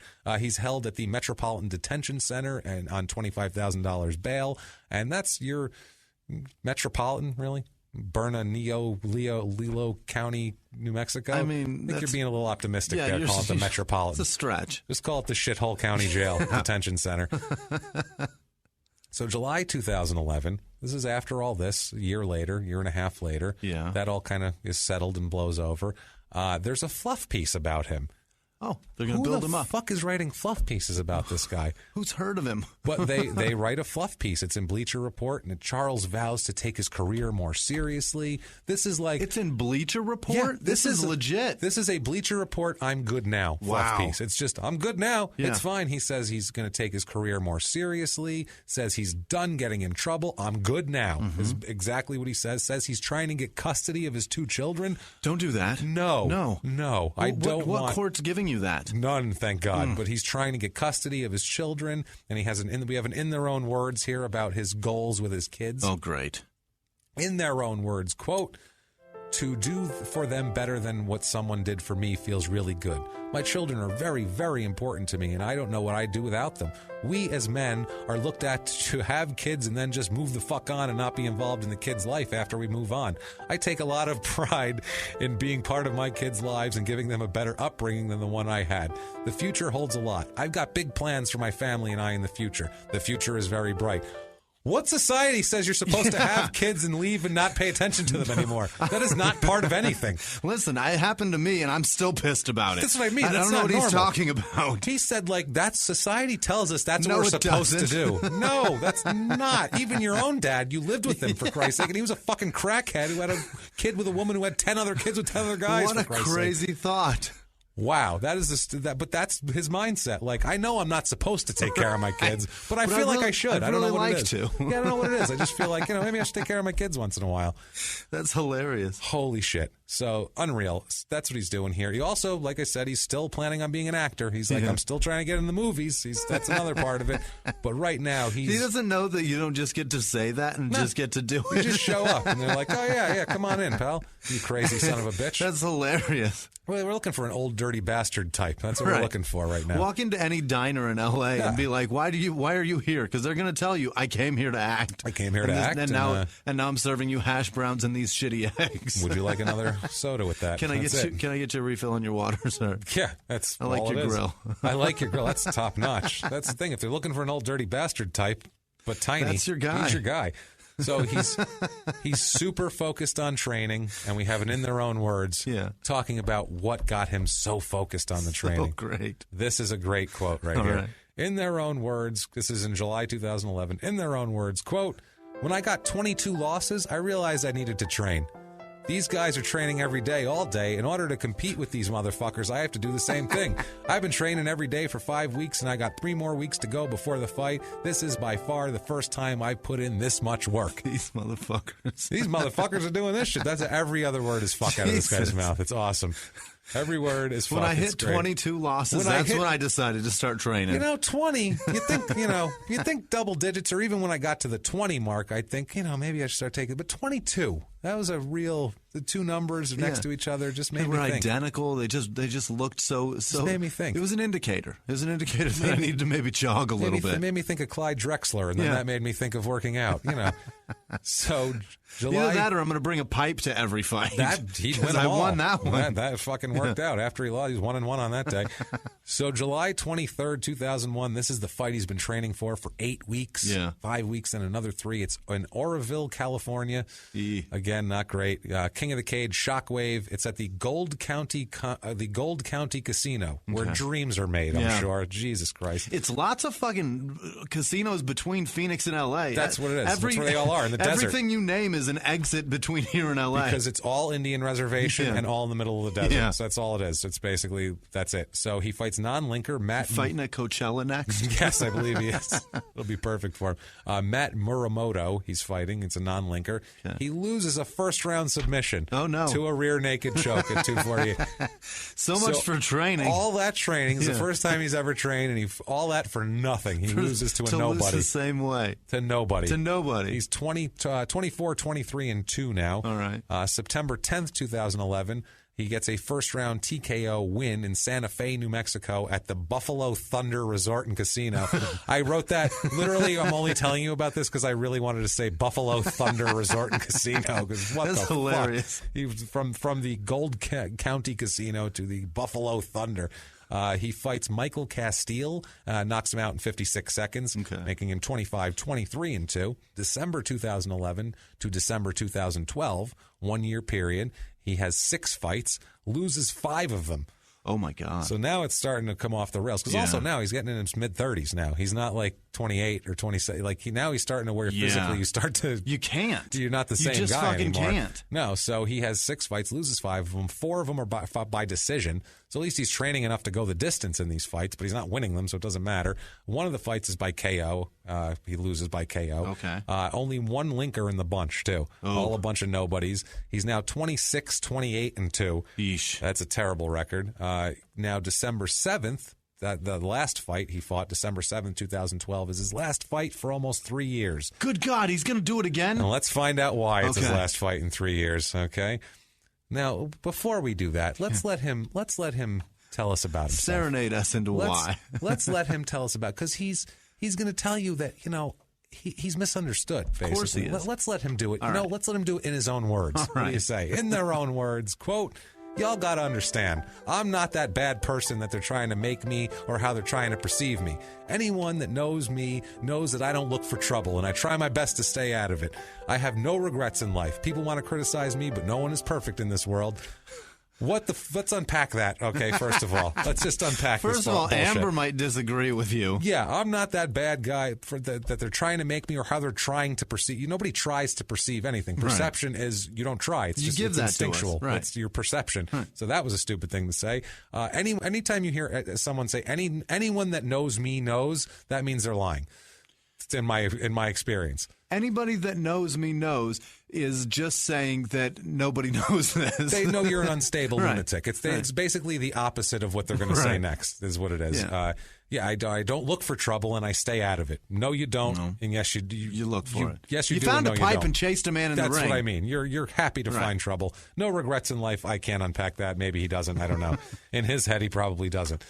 Now, January 23rd, 2013, Charles is arrested. Jesus. In Ocala, Florida, and he's booked on battery charges. Of who? This is a mess. By the way, from 1999 to now, he's been arrested 14 times. My God. Just so we know, 14 fucking times. And some of those are parole violations. Anybody that knows me knows that I stay out of trouble. Anybody that knows me knows I don't get arrested 14 times in less than 14 years. So it's Anybody fine. that knows me is not a cop. Is not a cop, because otherwise I'd be under arrest.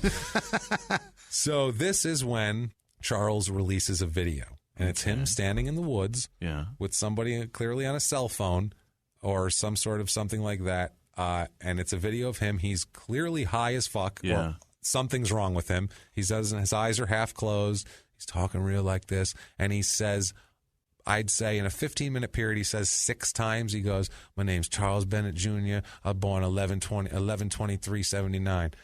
Gives his full name and birth date several times during this interview, which makes no sense of why he's even saying it, but whatever. This video, he says he's broke. Yeah. He's like, "Y'all got to help me." He's asking for money. He's literally saying, "Anybody, y'all got to help me, any kind of money. I'm broke. I got nowhere to go. I got attorney's fees," because we're going to get into why he's got attorney's fees, because he's going to explain what happened here. He's like, I got attorney's fees. Y'all got to help me. You know, I tried, and I'm doing this, and I'm trying to do that. He says, I got nothing. I'm broke. I got nowhere to go. Like, he's rock fucking bottom. But he's got a video camera in the internet. Rock bottom. Yeah, someone's holding up a video camera. It's awful. He says he needs to buy an attorney. He claims that Amber Novak, again, brother's girlfriend, attacked him on several occasions, unprovoked. Okay. Because he doesn't do nothing. Like he said, you know, I got to understand I'm not that bad person. Right. So, you know, everybody knows me, knows I stay out of trouble. Y'all got to understand that, is what he says. She said he would ask... he said he would ask his brother, Amber's boyfriend, to tell her to stop messing with him. Because she would fuck with him. She'd try to do things to him. Yeah. I don't know. She's picking on me, y'all.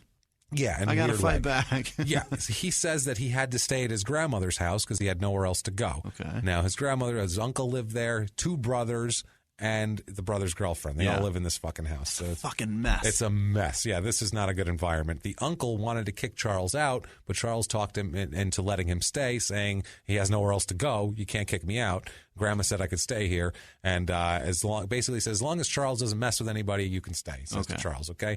So Charles claims that he had his daughter come over one night while his brothers and Amber were hanging out drinking. Mm-hmm. He has his daughter there, at this time probably 12, 13 years old. Yeah. Claims Amber was saying bad things about the daughter and laughing. Okay, at the time. This was back in 2008. He's telling about this story because this is a continuation of all this. Charles claims he took the daughter home at 1 a.m. because they were acting so shitty. Yeah. Kid should have been asleep anyway. I don't know what he was doing up, but whatever. Came back to the house and said that Amber started kicking him. Kicked him in the legs and said, what are you going to do about it? What are you going to do? Trying to bait him, I guess. And if she was really drunk and messing with him, maybe that happened. It's possible. Yeah. I could see it. It happens. Sometimes women get a little cocky. Mm-hmm. Or everybody. But she knows. Women, people. She knows that he fights. She knows. She knows that he fights back. Time. Yeah. So he claims that, again, he asked his brother he said the next day, he asked his brother, man, please keep her away from me. I'm trying to stay out of trouble, of course. He's playing whatever. I mean, who knows how much of this is true. Now, that's the part that I like most. Yeah. Now, another day he claims there was another dispute with Amber about parking spots in the front yard. He borrowed a guy's car, and the gate is locked behind the cars, and the guy needed his car, and they wouldn't open the gate for him. So there was a big dispute about that with his the whole story's so crazy. Childish. It's so childish. Yeah. And it's so white trash, even though they're not white. It's still white trash. Super white trash. Some trailer trash shit here. Amber attacks him, he says. He says that she pushed him when he came into her room to ask her to unlock the front gate. Okay. So the next day, he said he was doing laundry. This is all escalating when Amber came in and unplugged the washing machine on him while he was doing laundry. So he says that this is all so childish. This is Jerry Springer right here. This is shit I did to my sisters when I was 12. Yeah. I swear to God, this is so embarrassing. These are all adults, though. Yeah. These are people in their 30s. Right. So apparently he goes out in the hallway, and his 2 brothers and Amber are right there. And he said that he yelled that y'all need to leave me alone, and he slapped a door. Pulled his ass out and wiped a booger on the wall. Totally, yeah. Right. And then threw her, and then ripped her head off her Barbie and threw it down and set it on fire. Yeah. So he claims that when he slapped the door, Amber got mad and ran up and punched him in the chest. So he said at that point he started hitting her back. Okay. And so he hits her back, and he gets arrested. Yeah. And now he has to go to jail. and he needs money. And he needs money, and he's making videos. Begging for a GoFundMe. He's making this video in the woods, and he hears another guy trudging through. He's like, who the hell's coming here? It's a guy with a bunch of dogs. And it's Bobby Colorado, animal trainer from Fredericksburg, Texas. Oh, he's walking the dogs, and he says...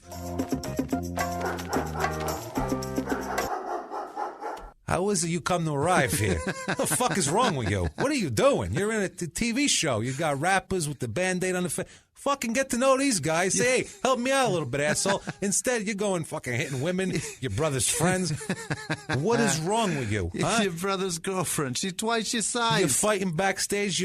She's a beast. Look at her. You're not going to beat her. What's wrong with you? You're fighting what up are you in doing? weight class. Come on. Every time you fight, you're fighting up. Fight a guy your own size. You're still getting beat by them. I can't even click on him. I go to him, I say, hey, who kicked your ass? I don't even know because I can't click on the fucking guy because he's got no link. The fuck's wrong with you? All right, well, I don't know. You but get your shit together, all right? I'm going to get out of here. All right, I got dogs. I got to take the dogs. I got to pick up this dog shit. And then he runs and he goes, and he's trained. He's got a lot of animals to train, so he's off of there. Charles is very confused. He doesn't understand where he came from or where he's going. But he says when he got taken to jail for this, he got arrested, that he lost everything. He said his brother stole all of his clothes, all of his jewelry, everything he owned of any value. His brother stole from him while he was in jail when he got arrested for this. This is his claim. Who knows if it's true? He had no jewelry on, so I don't know. Before that, he had jewelry.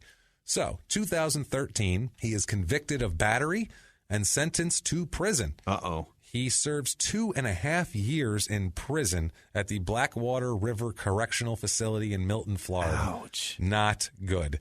This is bad stuff. So now he's in prison. He's still, he's a mess. He's in prison for this. He gets released from prison in 2015, and he decides he's changing his name again. Oh, my God. He gets out of prison, and he says, I am no longer Krazy Horse. I am no longer Kid Chaos. Right. I am now Felony Charles Bennett. What? And not Charles Felony Bennett. Right. He gets mad at you if you say that. He is Felony Charles Bennett. God damn it. This one I really dig. So much for cute and cuddly for the kids. You're going to dig it less when he tells you something about it here. He says he came up with felony while in jail, but it stands for something. Uh-oh. It stands for, quote, fuck everybody left offended next year, which doesn't even make fucking sense.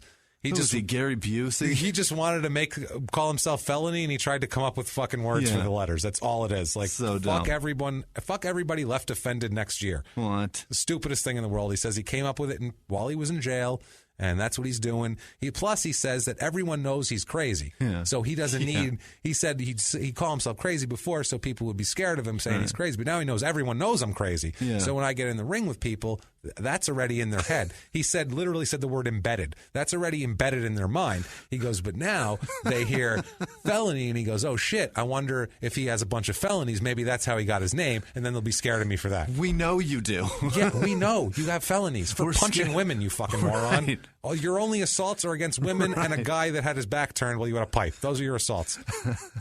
Unreal. Not exactly fear-worthy. No. So now, I mean, Jesus Christ, the people of Ocala, first of all, they're embarrassed of him beyond belief, I'm sure. He could have helped his parents if he did better, but he didn't. His mom's probably still a crackhead. She's probably living in an alley somewhere. His dad's a mess. 11 brothers and sisters. God knows where he is. He has 2 goddamn kids. Yeah. Amber's been paintbrushed. She's been paintbrushed solidly. The poor pregnant woman who got strangled, let's not forget about her. Tyler Beast East has been hitting the knees, ribs, and elbows with a goddamn pipe. Holy shit, I feel bad for all these fucking people. I feel bad for all these people, Jimmy, but not nearly as bad as I feel for Charles Bennett, Cloud Channel Development Expert at SAP Global, or Charles Bennett, Director of Maintenance at Southeastern Pennsylvania Transportation Authority in the greater Philadelphia area. That's a pretty sweet job. Not bad. Charles Bennett, the Vice President at Queensboro National Bank and Trust in Augusta, Georgia. You figured it out. Yeah, Charles Bennett Jr., even a junior, is a loan closing officer at Citibank in the greater New York City area. Dr. Charles Bennett, M.D. is a doctor specializing in family medicine at Calvert Primary Care in Lusby, Maryland, and he's bald and he has a very nice mustache, very Jeffrey Tambor-like. And finally, Charles D. Bennett, which is this guy's exact name, Charles D. Bennett, investment manager in New York City, who went to the University of Alabama. Jesus. Holy He's shit. in the South with this fucking asshole. Those poor people. Charles D. Bennett, which is this guy's name. That's so bad. So now he gets out of jail in 2015 after serving 2.5 goddamn years. Yeah. He has his first fight in Sloan, Iowa, where the cornfields are paved with gold, I guess. Just so much class. What you want to do here. It's at the King of the Cage Harvest of Champions. I love if they put the word harvest in it in Iowa. God. He fights Danny Black. Punnin' bastards. Fights Danny Black, wins a first-round KO in a minute 41. He's back, folks. He's back. Who knows what Danny Black was all about. So January 2016 to May 2016, he has 4 fights, including one against Paul Rodriguez, the star of Million to One from the 80s. I doubt it's still touring comedy clubs today. I doubt it's Paul Rodriguez, the long-running comedian. I believe it's a different man, but he fights a Paul Rodriguez nonetheless. Right. All 4 of these fights are non-linkers. He goes 2-2 in these 4 fights, 29, 30-2. $1,000,000 to 1. $1,000,000 to 1. Unbelievable. So now March 31st, 2016, there's a fluff piece on him. Jesus. We're still doing fluff pieces on this Where's fucking this guy? at now? This Huffington is Post. all sorts of different ones. It's Really? The name of the article is, quote, the incredible story of ex-con turned MMA fighter Charles Krazy Horse Bennett. He's not an ex-con turned MMA fighter. He's just a fucking fighter criminal. Let's say he's a criminal fighter. He's a criminal that kept fighting and kept criming. That's what he did. Yeah, he did those things really simultaneously. Yeah. Very parallel. Unfucking believable. Criminal fighter would be the better way to put that. Turned fighter. Wow. It's a fluff piece on how he's good now. The article might as well be called He's Good Now. Haven't they seen the video? I don't think they have. I don't think they've done as much research on this as we have, honestly. I think they just took his fucking word for it. I really don't. Good. I don't think they did what I did and stayed up for 3 days and fucking went up this guy's ass with a microscope. So now, September of 2016, Bennett is in Japan to fight a guy named Minoru Kimura. He's still getting passports. He's still getting let into a foreign country. He's been in prison. Oh, my goodness. So Bennett and Vanderlei Silva, remember him? Yeah. They're apparently staying at the same hotel. Whoa. Bennett comes through the lobby as Silva is at the desk checking in. This is all on video, too. The shit-talking ensues. Yeah. This is a funny video. Silva says, you know what you're doing, as he's pointing toward him. Yeah. And Bennett, Charles Krazy Horse, says... Felony says, quote, you know what I did. I knocked you out. I slept you. So he's just talking shit. He's like, fuck you. So Silva stalks toward Charles. Yeah. Charles is trying to get on the elevator as he's coming. And you see him, like, keep pressing the button. As he's talking shit, though. He's like, I knocked your ass out, motherfucker. Push, push, push, Where's push, this elevator at? Come on, let's go. Open the door. So people sort of get in between them. Yeah. And Silva almost gets in the elevator with him. He, gets right to the elevator door. It's a bunch of scared Japanese people, like, in the middle of them. Very small, as he said. Elevator doors close, and then Silva just turns around and goes back to checking in like nothing happened. Walks back to the desk. Yeah, so you figure room 316, right? Hopefully that's over. So September 25th, 2016, in Saitama, Japan. This is the Ryzen World Grand Prix 2016. Another super happy, excellent buffet. He's fighting. Super happy, excellent buffet.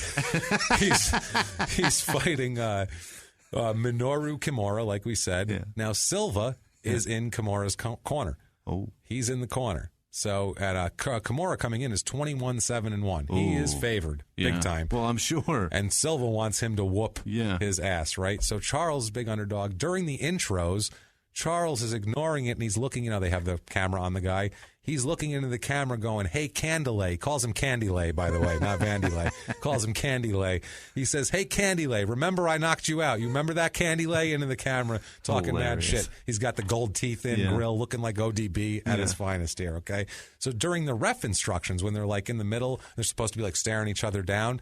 This Kimura is, like, looking at him normally. Bennett is not ignoring the referee, ignoring him. He's just got his face in the middle of the camera, talking shit, going, you hear that, Candelay? Candelay, blah, blah, blah. He turns to Kimura and goes, you remember when I knocked Candelay out? And then turns back to the camera and goes, he remembers. He's just talking all the shit in the world. He remembers. While they're doing this, Silva's in the corner making the throat slashing sign, like, I'm going to fucking kill you. He's doing that. He does shake Kimura's hand. He's very good. Shake your hand. They go off. The fight starts. They come from the corners. Kimura tries to leap at him with a kick, just leaps at him like with a flying knee, and Bennett whops him in the jaw and knocks him down. The fight's over in 7 seconds. Wow. 7 seconds. Popped him, knocked him out of the air, jumped on top of him, started beating his fucking ass. Fight over. Ref jumps on top of it, stops the fight. 7-second fight. How fast does he go into talking shit to Vanderlei again? He picks up the mic at the end of it. I love it. Stands in the middle of the ring. Throws some bars at him. And has a speech for Vanderlei. He has a speech for old Candelay, and here it goes. In their own words, quote, where's Candelay? Candelay, for the record, you know what happened in 2005. That's why you're still salty. That's why you're still trying to come get some of this. But you can't get none of this unless you put it on a contract. You put it on a contract, then you can get some of this. Other than that, every time your big steroid head ass see me, and then he starts running around the ring and laughing. I'm going to keep running. He actually says, okay, I'll quote him, but I'm uncomfortable. He actually says, every time you see me, I'm a fast nigger, I'm a run. And he starts running around the fucking ring is what he says, actually. I cut that part off, but it's kind of important. That's awesome. Because that makes sense. Yeah. So, yeah. Context is everything. Oh, absolutely. Yeah. So then he runs around the ring laughing, and then once they get backstage, Silva's waiting for him. And there's pictures and video of them being separated as Silva tries to murder him, and he laughs at him going, I knocked you the fuck out. See, man, it's the laughing. I'm telling you. You can't laugh at it. I mean, you can. It's this fun. Guy's just so fucking enraged. He's so. If you could see him in that hotel, he's like, I'm going to kill this guy. He wants to rip him apart. It's amazing. I've laughed in so many guys' faces that wanted to fight me. It's the greatest thing in the world. I don't know why it works, but it will set the least angry man. It will turn him into a monster. If he thinks he's much tougher than you, and you have knocked him out in the past, and you keep taunting him about it, it's going to make him even madder. That's what I mean here. So. February to March 2017, he loses his next 2 fights. This is what I mean. He's on a huge high 7-second win, which there's a million articles out there about this impressive 7-second win against a good fighter. And so he loses the next 2 fights to non-linkers. He can't ride waves, man. Nope. He's no surfer. Not at all. He's up and down. He fought Cody Stevens in March, who he looks like. This is a really deep reference, but he looks like Jake the Milkman Milliman, who was a shitty wrestler in the 80s in the AWA in Minnesota.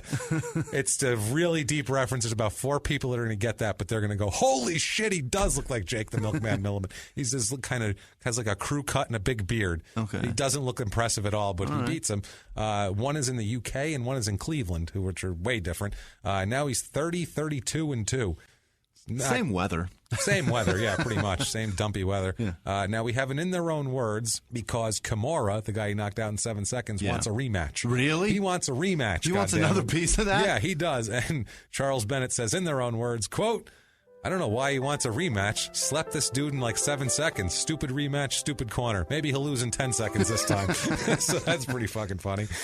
Kind of like that. Now, currently, what he started doing after this, because this was in 2017, was his last MMA fight, he started kickboxing. Oh, God. Now, so let's get into another sport in your late 30s that you have no experience in.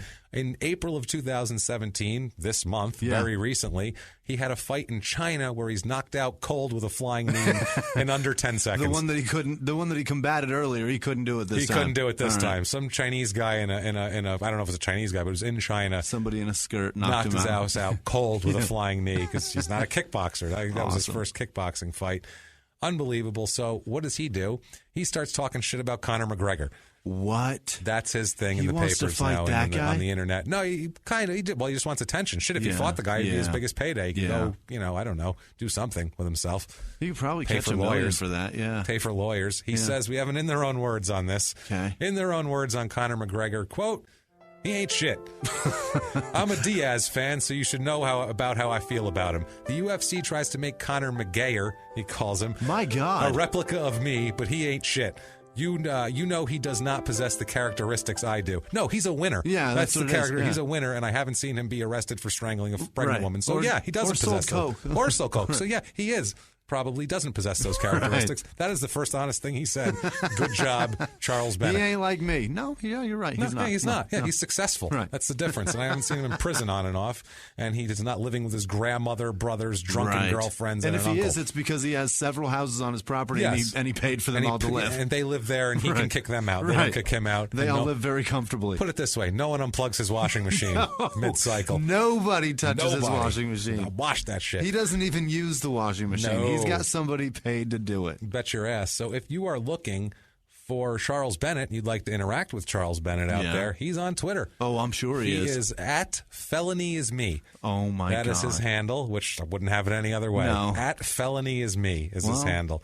There's the second most honest thing That's you said. Again, so you can get a hold of Charles Bennett. Wow. The Krazy Horse.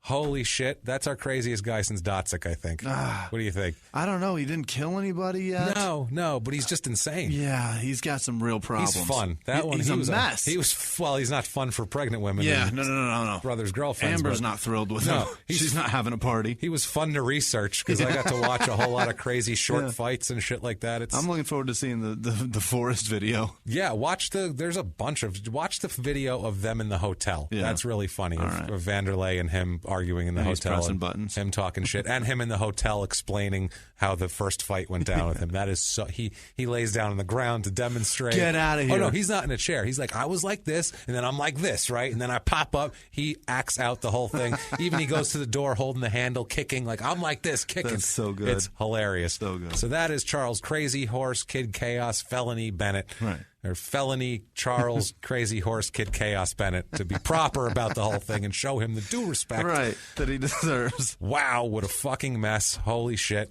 Now, at this point, we're going to go to some shout-outs in a moment. But before we do that, I must encourage you once again, please, if you haven't yet, get on iTunes and give us 5 stars. Tell us you're following instructions, following directions. We don't care. I enjoy Coke. It just helps us a lot on the business end, and it's a wonderful thing to do. And also, if that's not enough for you, please get on patreon.com/crimeandsports. You can make a donation or go to PayPal for a one-time donation. Our PayPal there is crimeandsports@gmail.com. Yeah. Also, too, if you'd like a shout-out, we have... You can get a hold of us on social media at Crime and Sports on Instagram and Twitter, Facebook.com/crimeandsports, crimeandsports@gmail.com. We have some fine people here that donated to us this week and have just been generally awesome people that we would like to thank. Jimmie, you got that list for us? Yes, Lacey McClure donated to our PayPal. We have Althea Fung. Victim's Voice is an advocate group, I think, that donated to our Patreon page. Or That's just fucking somebody fantastic. With a cool name. Thank you. David Stanish and Sarah Doctor. Thank you all very much for donating. Thank you guys so much. You guys we rock. have Benny Thomas in England. He's fantastic. He actually messaged me, and he has a boy that's autistic and really enjoyed your rant about autism. Thanks, so, Benny. Thanks, man. for listening, I'm with Benny. you, brother. Jonathan Hines in Iowa, Kenneth Howard in Findlay, Delaney in Australia, Justin Reeder. He is a fan of, who the hell was it? I forget. God damn it. Oh. And I can't read my own writing. That's the problem. Morgan Martin at Dirtbag Dane. He came from Time Suck, and so he's a big thank you. Dan Cummins fan. And thank you to Dan Cummins. And everyone should listen to Dan Cummins' Time Suck podcast as well, because it really is fantastic. It's great. At Waterboxer, who tweets so many amazing pictures. Thanks for making a lot of those, people to listen to us, he too. does, And he's spreading the word like a champ. Yeah. Thank you. That is what the crime and sports movement... That's what it's about. It's all about. Yeah, that's Thank what you. we started this for. Biscuits at Wisco Inferno, at High Key Cat Lady. That's Lala. She's a sweetheart. Yeah. Hillary Banks, Lisa Jones, and Jared H. in Cedar Hills, Texas. Thank you all so much for listening. Hillary Banks, is that a reference to Fresh Prince of Bel-Air? Ooh. Wasn't that the one sister, Hillary? That's a hell of a question. I think that was the one sister, Hillary Banks. It might Banks. be, or maybe she was actually named after her. I'm not sure. Tweet at us and tell us, Hillary Banks, please. Thank you guys. But thank you guys so much for all that. Thanks for interacting. Thanks for listening. Thanks for being a part of this. It's really great to have you guys on board and to have people that actually give a shit about this. It's been a blast. Thank you guys. Honestly, this whole thing where we've been holding pretty steady on the charts with both Crime and Sports and Small Town Murder, and we owe it to you guys, honestly, because we come in and make the show either way. Right. Whether anybody listens or not isn't really up to us. Right. So that's thank all on you guys. So thanks for doing your part and listening and we can't tell you how great it makes us feel and just how appreciated it is. You want to give them your social media, Jimmie? At Whisman Sucks, WHISMAN Sucks on Twitter, Instagram, and Snapchat. Tweet at me, follow me, snap at me. It's fucking great to have you guys along. It's really fun. Yeah, thank you guys. And I'm at Jimmie P is Funny. You can find me there, or you can try to spell my last name, but I suggest you just cut and paste from the show description. Don't get crazy, okay? Let's not be a hero about this whole thing. But do that, follow us, interact, and we'll talk back to you. Can't wait. But thank you guys so much. And that said, live from the Crime and Sports Studios, we will see you next week.